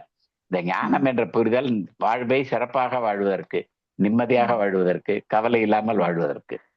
அப்ப இந்த மாதிரி பாதிக்கக்கூடிய நிகழ்ச்சிகள் வரும்போது அது வேணான்னு எதிர்த்து, இது வரக்கூடாது, இப்படி வருதே அப்படின்னு நினைக்காம வந்தா வந்துட்டு போகுதுன்னு விட்டா அது பலவீனப்பட்டுக்கிட்டே போகும். அது நம்மளுடைய வாழ்க்கையில் இன்டர்ஃபியர் பண்ணாது. வெளியில நம்ம செய்ய வேண்டிய வேலை நெருப்புல கேர்ஃபுல்லா இருக்கணும், ஒரு மனிதர்கிட்ட கேர்ஃபுல்லா இருக்கணும், ஒரு நிகழ்ச்சியில கேர்ஃபுல்லா இருக்கணும். அவ்வளவுதான். அந்த அளவுக்கு அறிவை உபயோகப்படுத்திக்கிட்டா போதும். அறிவை கொண்டு போய் எனக்கு இது வரக்கூடாதே, பதட்டம் வருதே, எல்லாரும் பாக்குறாங்களே, அப்ப இது வரக்கூடாதுன்னு நினைக்க கூடாது. வெளியில வர்றத வழி விட்டு ஒதுங்கினா அதே காலியாய்க்கும். அது போக போக பலவீனப்பட்டு போகும். நம்ம சுதந்திரமா வெளியில வேலை செய்ய முடியும். ஓகே, சரிங்க ஐயா, சரிங்க ஐயா. ஆனா இப்போ அந்த அப்ப நெருப்புக்கிட்டே போக கூடாதுன்னு அப்படியே ஒரே இடத்துல அப்படியே இருக்கிறோமே, அதெல்லாம் அதுவும் தேவையில்லை, அதுவும் தேவையில்லை. அதான் நீங்க நெருப்புகிட்ட போடுறீங்க, போகத்தானே வேண்டி இருக்கும். ஏதோ ஒரு நிகழ்ச்சி அங்கதான் போக வேண்டி இருக்கும், வேண்டாதவங்களை பார்க்க வேண்டி இருக்கும், வேண்டாத இடத்துக்கு போக வேண்டி இருக்கும். ஆனா போகணும். ஆனா உள்ள வர உணர்வுகளை வந்தா வந்துட்டு போகுதுன்னு விட்டுட்டு இன்னைக்கு என்னவோ அதுக்கு ரியாக்ட் பண்ணா போதும். இன்னைக்கு என்ன தேவையோ அந்த பாதுகாப்பு உணர்வோட இருந்தா போதும். ஓகே, வெளியில ஓகே, வெளியில உள்ள இருந்து வெளியே வர்றத தடுக்க கூடாது, இது மாத்தணும்னு நினைக்க கூடாது, அவ்வளவுதான். அதை கரெக்ட் பண்ணணும்னு நினைக்க கூடாது. வந்தா வந்துட்டு போகுதுன்னு விட்டா அது பலம் இழந்து போகும். சரிங்க, ஓகே, நன்றிங்க. ட்ரை பண்ணுங்க, சொல்லுங்க. அதுக்கு அதான் கொஞ்ச நாளைக்கு வந்தா வந்துட்டு போகுதுன்னு சொல்லிக்கிற மாதிரி கூட இருக்கும். சொல்லிக்கங்க, போக போக அது பலம் இழந்து போயிடும். ஓகே, அதுவும் தேவைப்படாது. சரிங்க. அழுக்க கழுவுறதுக்கு சோப்பு வேணும், அப்புறம் சோப்பும் சேர்த்து கழுவிதான் விடணும். அது மாதிரி இந்த இன்ஸ்ட்ரக்ஷன் மாதிரி சொல்ற மாதிரி கூட இருக்கும். கொஞ்ச நாளைக்கு வந்தா வந்துட்டு போகுது, நமக்கு அது தேவையில்லை, நம்ம அதை இன்டர்ஃபியர் பண்ண தேவையில்லை, வந்தா வந்துட்டு போகுதுன்னு சொல்லிக்கிற மாதிரி இருக்கும். தெரிஞ்சிட்டு போட்டோம், தெரிஞ்சிட்டு போகுது. அது வந்தா தெரியத்தானே செய்யும், அவங்க என்ன கண்ணை மூடிட்டு இருப்பாங்க. ஆனா போக அவங்களே ஃபீல் பண்ணுவாங்க. நீங்க ஃப்ரீயா விட்டுட்டு நீங்க ஃப்ரீ ஆக உங்க மனசு அதுல இருந்து விடுதலை ஆக உங்க செயல்பாடுகளும் மாறும். அப்ப அவங்க புரிஞ்சுக்குவாங்க. சரிங்க, சரியா? சரிங்க, நன்றிங்க. ஓகே. இது தொடர்ந்து கொஞ்சம் அந்த புரிதல்ல சந்தேகம் கொள்ளாதீங்க, ஐயா சொன்னதுலயும் சந்தேகம் கொள்ளாதீங்க. அது கண்டுக்காம விட்டா அது பலம் இழந்து போயிரும்ன்றது அறிவு உபயோகிச்சா அது மாத்த முடியாதுங்கிறதே புரிஞ்சுக்குங்க, போதும். மற்றது தானா வேலை செய்யும். கிளியரன்ஸ். அடுத்து யாரு? லோகிதா. ஐயா காந்திமதிங்கய்யா, வணக்கம். சரி, வணக்கம்மா, வணக்கம், சொல்லுங்க. இப்போ ஒரு எண்ணம் நம்மளை விட்டு போகுதுங்கிறத எப்படி கன்ஃபார்ம் பண்றீங்க? எனக்கு அதான் புரியல. ஒண்ணு அதை தேடவே வேண்டாம், நீங்க சும்மா இருந்தாலே அதே போய்க்கும். ஐயோ போயிடுச்சா போல தேடிங்கன்னா திரும்ப வந்துடும். அப்படி இல்லை, ஏதோ ஒரு பதிவு பின்னாடி முன்னாடி பதிஞ்சதுதானே வெளியில போகுது. நீ பதிஞ்சதான் ஒரே தடவையில போய் காலி ஆகிற மாதிரி ஏதாவது டெக்னிக் இன்னும் கண்டுபிடிக்கலாமா? ஐயாட்ட சொல்லி பார்ப்போம். அது எப்ப வேணாலும் அந்த சந்தர்ப்பம் சூழ்நிலை வரும்போது வெளியே வரும். ஆனா முதல் தடவை 100% வரும், அடுத்த தடவை 90% வரும், அடுத்த தடவை 80% வரும், அடுத்த தடவை 60% வரும். அப்படிதான் குறையும். வராம இன்னைக்கு ராத்திரியோட காணாம போச்சுன்னு மந்திரம் எல்லாம் கிடையாது. மந்திரம் இல்லை, தந்திரம் இல்லை. திரும்ப வந்துச்சுன்னா வரலாம். என்ன, இப்ப ஒரு சின்ன நிகழ்ச்சிக்கு பாதிப்பு கூட அந்த நினைவு வரலாம். அப்புறம் ஒரு பெரிய பாதிப்பு வரும்போது திரும்ப பழசு ஏதாவது நினைவு வரலாம். அப்புறம் கொஞ்ச நாளைக்கு அதுக்கும் நமக்கு சக்தி வந்துடும். அது சின்ன நிகழ்ச்சிகள் நடந்தா வராது. அப்புறம் ரொம்ப பெரிய தாக்குதல் வந்துச்சுன்னா கூட அந்த பழைய நினைவுகள் வரலாம். எப்ப வந்தா என்ன, உள்ள இருந்து வெளியே வரும்போதுதான் நமக்கு தெரியுது அது உள்ள இருந்து வெளியே போறேங்குது. நம்ம வழி விட்டா போதும். ஐயோ வந்துருச்சேன்னு கூடாது. சரிங்க. உங்களுக்கு வெளியே போடணுமா உள்ளே வச்சுக்கணுமா? வெளிய தான் போணும். நம்மளுக்கு ஃப்ரீயா இருக்கணுமே. ஆமா. ஐயோ வந்துருச்சேன்னா அப்ப உள்ள போய்க்கும். ஐயோ இல்ல வரக்கூடாதுன்னு நினைச்சோம்னா உள்ள போய்க்கும். வந்தா வந்துட்டு போகுதுன்னு விட்டா அது பாட்டு போய்க்கும். என்ன செய்யலாம்? வந்தா போய் வந்துட்டு போகுதுன்னு விடலாமா? எத்தனை தடவை வந்தா ஸ்டாக் எவ்வளவு வச்சிருக்கீங்கன்னு எனக்கும் தெரியாது, உங்களுக்கும் தெரியாது. Stock okay. தீர்ற வரைக்கும் வரும். கவலைப்படாதீங்க. வந்தா வந்துட்டு போகுது. அப்பா இன்னொரு தடவை வந்துருச்சுடா, கொஞ்சம் பாரம் குறைஞ்சிச்சுன்னு விடுங்க, சந்தோஷப்படுங்க. ஓகே. ஐயோ என்ன வருதுன்னு சொல்லாதீங்க, ஆஹா வந்துருச்சேன்னு சொல்லுங்க. புரியுதா? தேங்க்யூ. சரிங்க. நன்றிங்க. சரிப்பா, ஓகே. அப்பதே யாரோ லோகித் ரொம்ப நேரமா கையை தூக்கிட்டு இருக்காரு. லோகித் சார் யாரு பேசுறீங்களா? உங்க இது மியூட்ல வச்சிருக்கீங்க, அன்மியூட் பண்ணாதான் பேச முடியும். லோகித் சார் பேச போறீங்களா? தெரியாம அமுக்கி இருக்கீங்களா? வேற யாரும் கேள்விகள் உண்டா? டைம் ரொம்ப தாண்டி ரொம்ப நேரம் ஆயிப்போச்சு. வேற யாரும் கேள்விகள் இல்லைன்னா முனிராஜ் பேச போறீங்களா? ஐயா ஐயா வணக்கம் ஐயா. வணக்கம் வணக்கம். வகுப்பு ரொம்ப நல்லா இருந்தது. ஆக்சுவலா எனக்கு ஒரு சின்ன பிரச்சனை வந்து என்னன்னா சார், ஒரு புது ஆளுங்களை பார்த்து பேசும்போது வந்து என்னால கரெக்டா ஒரு கான்ஃபிடண்டா பேச முடியாது. இன்ஃபேக்ட் வந்து ஒரு கொஞ்ச நேரத்துல வந்து என்னன்னா அவங்க என்ன ஏதோ தப்பா நினைக்கிறாங்களோ அப்படின்ற மாதிரி ஒரு ஃபீல் வந்துடும். அதனாலயே வந்து என்னன்னா எனக்கு ரொம்ப வருஷமாவே வந்து இந்த பிரச்சனை இருக்கு. அது இது அதை எப்படி எனக்கு சரி பண்றதுன்னு கரெக்டா தெரியல ஆக்சுவலா. எப்படி சரி பண்றதுன்னு நினைச்சிட்டோம்னா போச்சு. அந்த பயம் வந்தா வந்துட்டு போகுது. அதாவது நிறைய இடத்துல இப்ப கிராமத்திலே படிச்சிருப்பாங்க, நகரத்துல திடீர்னு கொண்டு வந்து காலேஜ்ல பையனை விடுவாங்க. அந்த மாதிரி ஸ்டூடெண்ட்ஸ் எல்லாம் என்கிட்ட பேஷண்டா வர்றவங்க எல்லாம் பார்த்திருக்கேன். புது சூழ்நிலை, புதுசு என்விரான்மெண்ட், பெரிய பெரிய ஆளுங்க, ஒரு பிரமிப்பா இருக்கும். நமக்கு வந்து அந்த புது இடத்துக்கு அடாப்ட் பண்ணிக்கிறதுக்கு டைம் தேவைப்படல.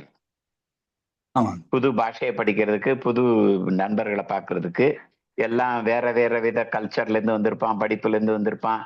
அதுக்கு நடுவுல திடீர்னு கொண்டு விட்டா காட்டுக்குள்ள விட்ட மான் மாதிரி, சிங்கத்துக்கு குகையில போய் மாட்டிக்கிட்ட மான் மாதிரி முழிக்கலாம். ஆனால் நமக்கு அந்த பயம், அந்த இது நமக்கு வர்றது இயல்புதான். ஃபர்ஸ்ட் அந்த சூழ்நிலையில நம்மள மாதிரி ஆள்கள் திடீர்னு ஒரு புதுசா ஒரு சூழ்நிலை, புதிய சூழ்நிலைக்கு வரும்போது அந்த பயமோ தயக்கமோ வர்றது இயல்புதான். ஃபர்ஸ்ட் அதை அக்செப்ட் பண்ணுங்க. Okay. Accept your limitation then go beyond them சொல்லுவாங்க. ஃபர்ஸ்ட் நமக்கு இப்படி ஒரு பயம் இருக்கு, ஓகே வந்துருச்சு. இப்ப அந்த பயம் எதுக்காக வருது? நம்ம வெளியில ஆளுகளை சந்திக்க போறதுக்கு நம்ம கிட்ட ஏதோ குறை இருக்குன்னு தோணுதோ என்னமோ ஒண்ணு. நம்மளால முடியுமா முடியாது. அப்ப ஃபர்ஸ்ட் பயம் வந்து ஒண்ணு அறியாமையில இருந்து வருது. அவங்க எல்லாம் எப்படியாப்பட்டவங்கன்னு அறியாமை. அவங்க ஏதாவது பேசிக்கிட்டா கூட நம்மளை பத்தி பேசுறாங்களோ சந்தேகம் எங்க இருந்து வருதுன்னா நம்ம பயத்துல இருந்தான். நம்ம பத்தியே நம்ம பயத்துல இருந்து. அது அவங்க கொடுக்கணும்னு அவசியம் இல்லை. எல்லா கட்டத்திலயும் எல்லா ஊர்லயும் பாலிடிக்ஸ் உண்டு, எல்லாரும் பேசுவாங்க எல்லாரையும் பத்தியும். மற்றவங்க எல்லாம் கண்டுக்காம விட்டுட்டு போயிடுவாங்க. நம்ம ஒரு சிலர் வந்து அதை எடுத்து ஐயோ அவங்க நம்மளை பத்தி பேசுறாங்க. இன்னொருத்தங்களை பத்தி பேசுறாத ஆம்பளை பொம்பளைய உண்டா? பாதி நேரம் ஆபீஸ்கள்ல, ஸ்கூல்ல, காலேஜ்ல இதுதான் பாலிடிக்ஸ் தான். மற்றவங்களை பத்தி பேசாத குரூப்பே கிடையாது. ஆனால் நம்ம அதை வாங்கிக்கணுமா, அதை சுமக்கணுமா, விட்டுட்டு போகணுமா? அதுதான் நம்ம கிட்ட உள்ளது. நமக்குள்ள கெப்பாசிட்டிக்கு நம்ம வெளியில என்ன இம்ப்ரூவ் பண்ணணும், இந்த சூழ்நிலைக்கு ஏற்ற மாதிரி நம்ம எப்படி வளர்த்துக்கிறது, அது அறிவுபூர்வமா செய்ய வேண்டிய வேலை. ஆனா எனக்கு பயம் வரக்கூடாது, புது சூழ்நிலை பயம் வரக்கூடாது, வருத்தம் வரக்கூடாது அப்படின்னு சொல்ல முடியாது. வந்தா வந்துட்டு போகுது, ஓகே. இது எதுக்காக வருதுன்னா என்னை தயார்படுத்துவதற்காக வருது. இந்த சூழ்நிலைக்கு போறப்ப நீ கவனமா இரு. அப்ப நீ இப்ப 90 ஒரு கிளாஸ்ல ஒரு வாத்தியார் கிளாஸ் எடுக்கிறாரு. ஒருத்தன் 90 மார்க் வாங்குறான், இன்னொருத்தன் 40 மார்க் வாங்குறான். 40 மார்க் வாங்குறவனையும் 90 மார்க் வாங்குறவனா மாத்த முடியுமா? முடியுமா? அப்ப என்ன செய்யணும்? அதுக்கு என்ன செய்யணும்? அவன் எக்ஸ்ட்ரா ஹவர்ஸ் படிக்கணும், எக்ஸ்ட்ரா சந்தேகங்களை கேட்டு தெரிஞ்சுக்கணும். அவன் தயங்கினான்னா வளர முடியாது. அந்த தயக்கங்கள்லாம் விட்டுட்டு நான் என்னெல்லாம் படிக்கணும், எப்படி படிக்கணும். அவன் 90 மார்க் வாங்குற 2 மணி நேரம் படிச்சா போதும்னு இருப்பான். நம்ம 6 மணி நேரம் படிக்க வேண்டியிருக்கும். ஆமா. நம்ம அவன் அளவுக்கு வளர்றதுக்கு என்னெல்லாம் செய்யணுமோ அதை அறிவுபூர்வமா தான் செய்ய முடியும். நான் பயம் வரக்கூடாது, எனக்கு பயமா இருக்கேன் பயத்தையே சிந்திச்சுக்கிட்டு இருந்தா இன்னும் பயம்தான் வளரும், அறிவு வளராது. அதுலயே நேரம் செலவாயிரும், எனர்ஜி செலவாயிரும். பயம் வந்தா வந்துட்டு போகுது, okay, first accept it, allow it to go. நம்ம என்ன செய்யணும், செய்ய வேண்டியது வெளியில இருக்கு. நம்ம அதுக்கு தகுந்த மாதிரி நம்மளே வளர்த்துக்கணும். அதுக்கு 3 மாசம் ஆகலாம், 6 மாசம் ஆகலாம், 1 வருஷம் ஆகலாம். அது வரைக்கும் பயம் வரத்தான் செய்யும். வரட்டும், பரவாயில்லை. அப்ப நம்ம எங்க இம்ப்ரூவ் பண்ணணும், என்ன இம்ப்ரூவ் பண்ணணும். அப்ப 1 வருஷத்துல நம்ம அவங்களுக்கு ஈக்குவல் ஆயிடுவோம். அப்ப நம்ம பயப்பட தேவையில்லை. பேசினா பேசிட்டு போறான். நம்ம மனசு பேசினா எப்படி உதறி வேண்டாம் நமக்கு தேவையில்லைன்னு விடுறோமோ, அதே மாதிரி அவங்க மனசு பேசுன்னு வச்சுக்கோங்க.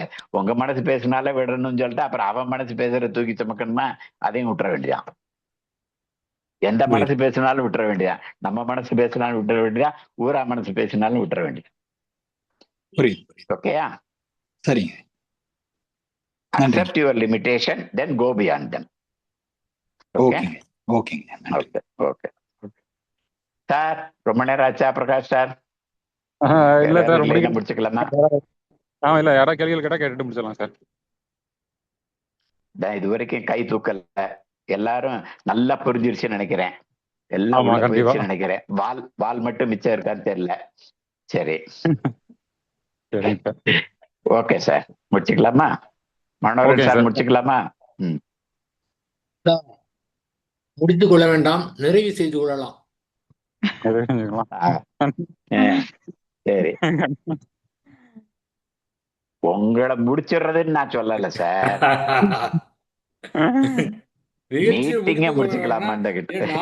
தொடருது. ஏன்னா இப்ப அந்த சட்டசபை எல்லாம் பார்த்தா ஒத்தி வைக்கப்படுது, முடிச்சுன்னு சொல்லல, ஒத்தி வைக்கப்படுது அந்த மாதிரிங்க சார்.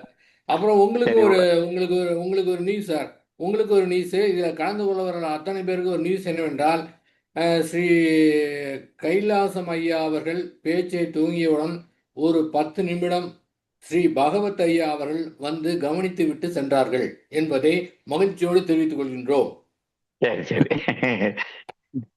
அவர் என்ன கவனிக்கிறது 24 மணி நேரம் நடந்துகிட்டு இருக்கு, உங்களுக்கு தெரியா? 10 நிமிஷம் தான் தெரியும். இல்ல, அது எனக்கு முன்னாலே தெரியும். இப்ப மத்தவங்களுக்காக சொல்லல, வந்து பார்த்துட்டு கவனிக்கிறது ஆல்வேஸ் 24 hours. நீங்க பிறக்கிறதுக்கு முன்னாலே இருந்து அவர் ரெடியா இருக்காரு உங்களுக்காக.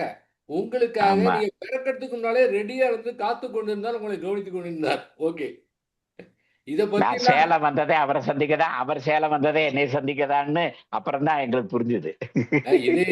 இதை சாக்காக வைத்துக் கொண்டு இதை பற்றி ஒரு 10 நிமிடங்கள் தாங்கள் பேசினீர்கள் என்றால் இவர்கள் அனைவருக்கும் உற்சாகமா மிக சிறப்பாக இருக்கும். ஆகவே அதையும் தெரிவிக்கும்படி என்னுடைய மற்றவங்க கேள்வி நானும் இதை தெரிவித்துக் கொள்கின்றேன். 38 நபர் இருந்தது, 26 நபர் ஆயிடுச்சு. 10 பேர் எஸ்கேப்பு. எஸ்கேப் கிடையாது, அவங்களுக்கு கொடுத்து வைக்கல.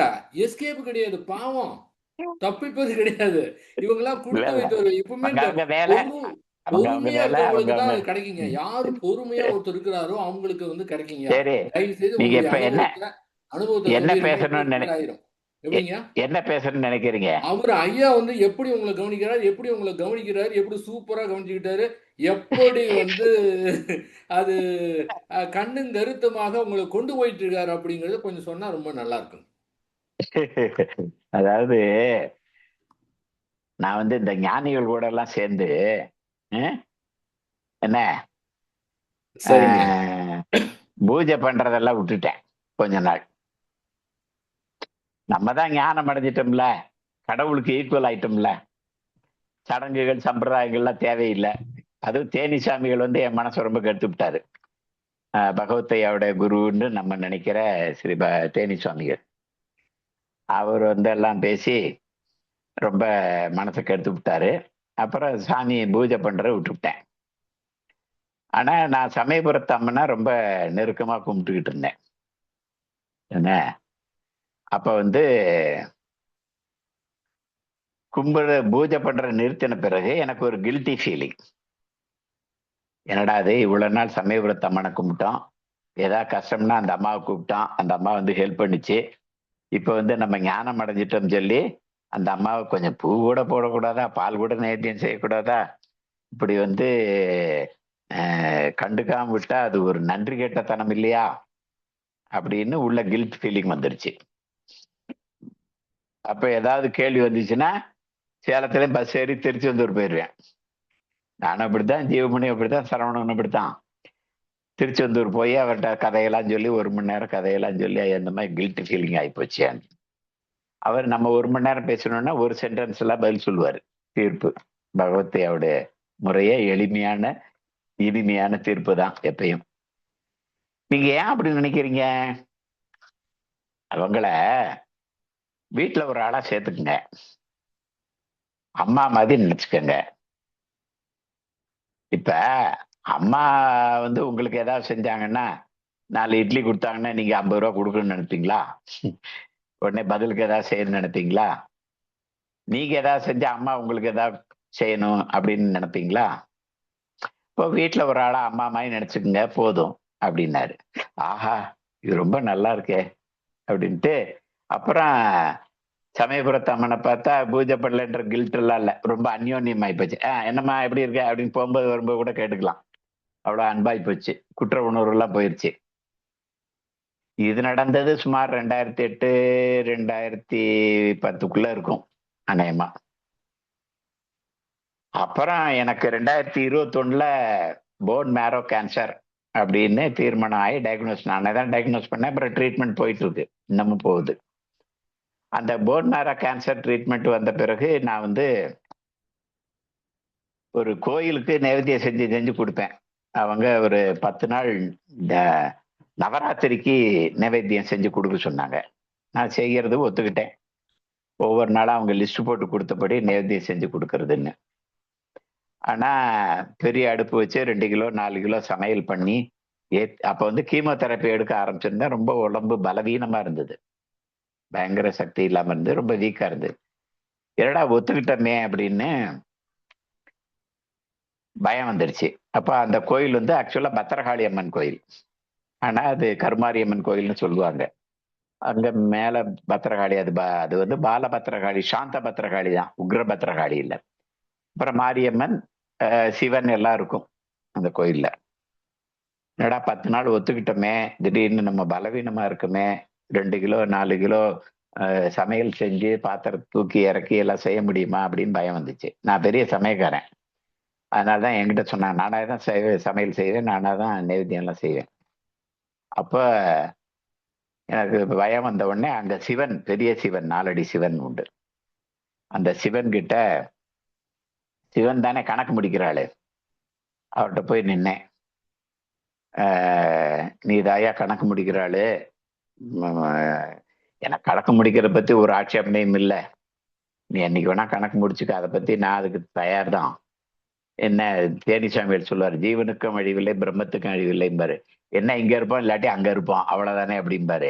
அதனால அதை பத்தி எனக்கு ஒன்றும் பிரச்சனையும் இல்லை, எங்க வேணா போயிருக்கலாம், இன்னொரு பிறவி ஆனாலும் ஒரு பிரச்சனையும் இல்லை.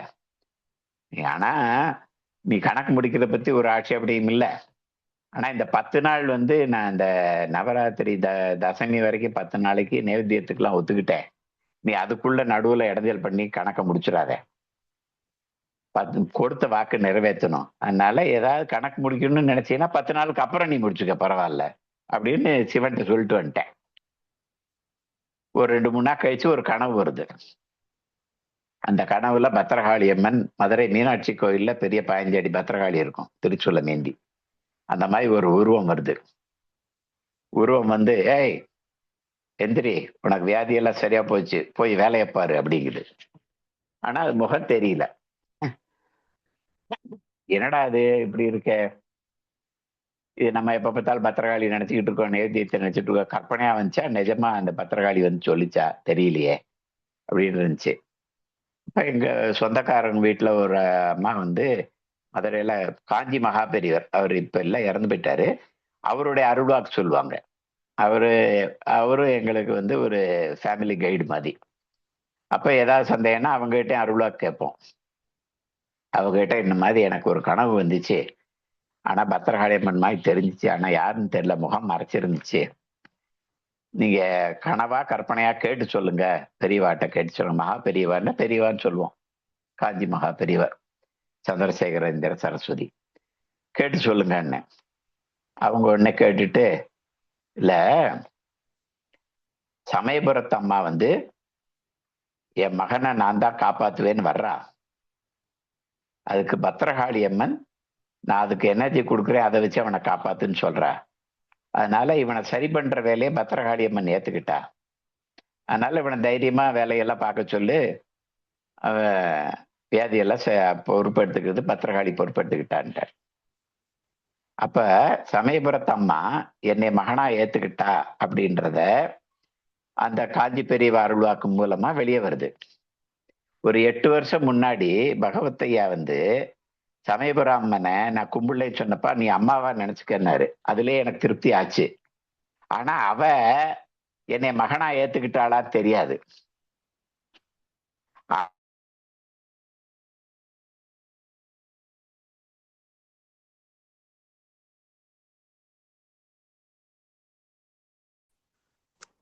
ஒரு குருநாதர் நம்மளுக்கு வந்து நீ அம்மாவா ஏத்துக்கன்னு சொல்றது கைடன்ஸா, வழிகாட்டுதலா, அருளா, அன்பா? ஆனா அவர் சொல்றத, இவர் சித்தர்லாம் கிடையாது, சித்து விளையாட்டுலாம் கிடையாது. அவரு ஒரு ஞானி, ஒரு தன்னலமற்ற நிலையில இருக்கிற ஒரு ஞானி. அவர் ஒரு விருப்பத்தை தெரிவிக்கிறாருன்னா பிரபஞ்ச சக்தி அதை நிறைவேற்றி கொடுக்குது. அவர் நீ அம்மாவா நினைச்சுக்கன்னு சொன்ன உடனே அந்த அம்மாவுக்கும் ஆட்டோமேட்டிக்கா நியூஸ் போயிருது, நீ இவனை மகனா நினைச்சுக்கன்னு. ஆனா அது எனக்கு 8 வருஷம் கழிச்சு இன்னொருத்தர் அருள்வாக்கு மூலம் என் மகனை நான் காப்பாத்துவேன்னு சமயபுரம் அம்மா வரான்னு இன்னொருத்தர் வாக்கு மூலம் தெரியுது. அப்ப பகவத்தையா சொன்ன அம்மாவா ஏத்துக்கின்ற வாக்கு சும்மா போன போக்குல சொன்னதில்லை. புரியுதா? நன்றி, வணக்கம். இது ஒரு சின்ன எக்ஸாம்பிள். இது மாதிரி அப்பப்ப கதை விடுறேன், பார்க்கலாம். நம்மளும் சித்தராகணும்னு அவசியம் இல்லை, அவரும் சித்தரா இருக்கணும்னு அவசியம் இல்லை. ஒரு ஞான நிலைக்கு வந்துட்டு போது, மனம் தெளிவாகும் போது நம்மளுடைய ஆன்ம சக்தி பிரபஞ்ச சக்தியோட தொடர்புல இருக்கு. அவர் சொன்னா பிரபஞ்ச சக்தி கேட்குது, நான் சொன்னாலும் பிரபஞ்ச சக்தி கேட்குது. அவர் அனுப்பின பிரபஞ்ச சக்தி எனக்கும் வந்து சேருது, என்னாலையும் அதை ரிசீவ் பண்ணிக்க முடியுது. மனம் தடையா இல்லை. மனத்தெளிவுக்கு ஐயா சொன்ன வழியே போதும். எந்த பெரிய சாஸ்திர சம்பிரதாயங்கள் எதுவும் தெரிஞ்சிருக்கணும்னு அவசியமே இல்லை. எளிமையான வழி மனம் தெளிய தெளிய ஆன்ம ஒளி தானே பிரகாசிக்குது. பிரபஞ்ச சக்தியோட தொடர்புல இருக்கு. அவருடைய பிரபஞ்ச சக்திக்கு சொல்ற நியூஸ் என் பிரபஞ்ச சக்தி வழியா வந்து என் ஆன்மாவுக்கு வந்து எனக்கு வழிகாட்டிக்கிட்டே இருக்கு. கையை பிடிச்சு கூட்டிட்டு போற பதி. அவர் விருப்பத்தை தெரிவிச்சாலே அது செஞ்சு கொடுக்குது. நன்றி, வணக்கம். ஐயா, நீங்க வாய்ப்பு கொடுத்தீங்க, நன்றி. ரொம்ப நன்றிங்க, மிக சிறப்புங்க. ஏன்னா இந்த மாதிரி அனுபவம் வந்து இப்ப இவங்களுக்கு வந்து கிடைத்திருக்காது, அதுக்காக தான். ரொம்ப ரொம்ப நன்றிங்க. தேனிசாமிகள் சொல்லுவாரு, ஐயா ஞானம் அடைஞ்சா என்ன கிடைக்கும்னா நீ வந்து பாரு, அப்பதான் தெரியும் அப்படின்பாரு. சிறப்பீனும் செல்வமும் ஈனும், தெய்வங்கள் எல்லாம் உங்ககிட்ட வந்து பேசும் அப்படிம்பாரு. சரி, அதுக்கு இன்னொரு கதை இன்னொரு சமயம் சொல்றேன். Bye bye. நிறைவு செய்யலாம், இப்ப நிறைவு செய்யலாம். ஓகே, வணக்கம். அறிவிப்பு என்னன்னு கேட்டீங்கன்னா, இந்த மாதிரி ஒரு இது இல்லாம நாள்தோறும் வந்து இரவு 8:30 9:30 மணி வரை ஒரு ஜூம் மீட்டிங் நடக்குது. இந்த குரூப்ல நான் அதை வந்து ஷேர் பண்றேங்க. வாய்ப்பு இருக்குங்க, நாள்தோறும் அதை விட நீங்க கேட்கலாம். பல்வேறு நபர்கள் பல்வேறு நபரிடத்திலே கேட்கக்கூடிய சந்தேகங்கள் உங்களுக்கும் பயனுள்ளதாக இருக்கும். அதையும் வந்து தெரிஞ்சுக்கலாங்க. சென்னையில் இருக்கிறவங்களுக்கு ஒரு வாய்ப்பு என்னவென்றால், வருகின்ற 25, 26, அதாவது ஞாயிறு திங்கள் ரிபப்ளிக் டே அன்னைக்கு ஒரு தியான முகாம் ஐயாவில் நடத்தப்படுகின்றது அடையாறிலே. வாய்ப்பு இருக்கிறவங்க அதில் தியான முகாமில் வந்து கலந்து கொள்ளாங்க. இந்த மாதம் சேலத்தில் வந்து ஞானமும் 30, 31 பிப்ரவரி 1ஆம் தேதி நடக்கின்றது. அதிலே வாய்ப்பு இருக்கிறவங்க கலந்து கொள்ளலாம். அடுத்து திருநெல்வேலியில் சுற்றி இருக்கிற அன்பர்களுக்கு ஒரு வாய்ப்பு. 2 நாள் ஞான முகாம் பிப்ரவரி 14, 15 தேதியிலே நடைபெற இருக்கின்றது. நமக்கு யாராவது திருநெல்வேலியெல்லாம் தெரிந்தவங்க இருந்தாங்கன்னா நம்ம எடுத்து சொல்லி அவங்களுக்கு நம்ம வந்து பயன்பெற நாம் வந்து செய்யலாங்க. அனைவருக்கும் நன்றி. நாளை காலை நீங்கள் ரொம்ப அவசரமாகலாம் வர தேவையில்லை. 9:59க்கு வந்தால் போதுமானது. 10 மணிக்கு துவங்கிடலாம். ஈவினிங் வந்து எங்க கையில கிடையாதுங்க, உங்க கையில. இப்போ கூட உங்களுடைய ஆர்வத்தின் காரணமாக நீண்டதே தவிர எங்களுக்கு நாங்கள் இதுக்கு பொறுப்பு எடுத்துக்கொள்வது கிடையாது. முழுமையா உங்களுடைய பொறுப்பு தான். அனைவருக்கும் மிக நன்றி. நன்றி, வணக்கம்.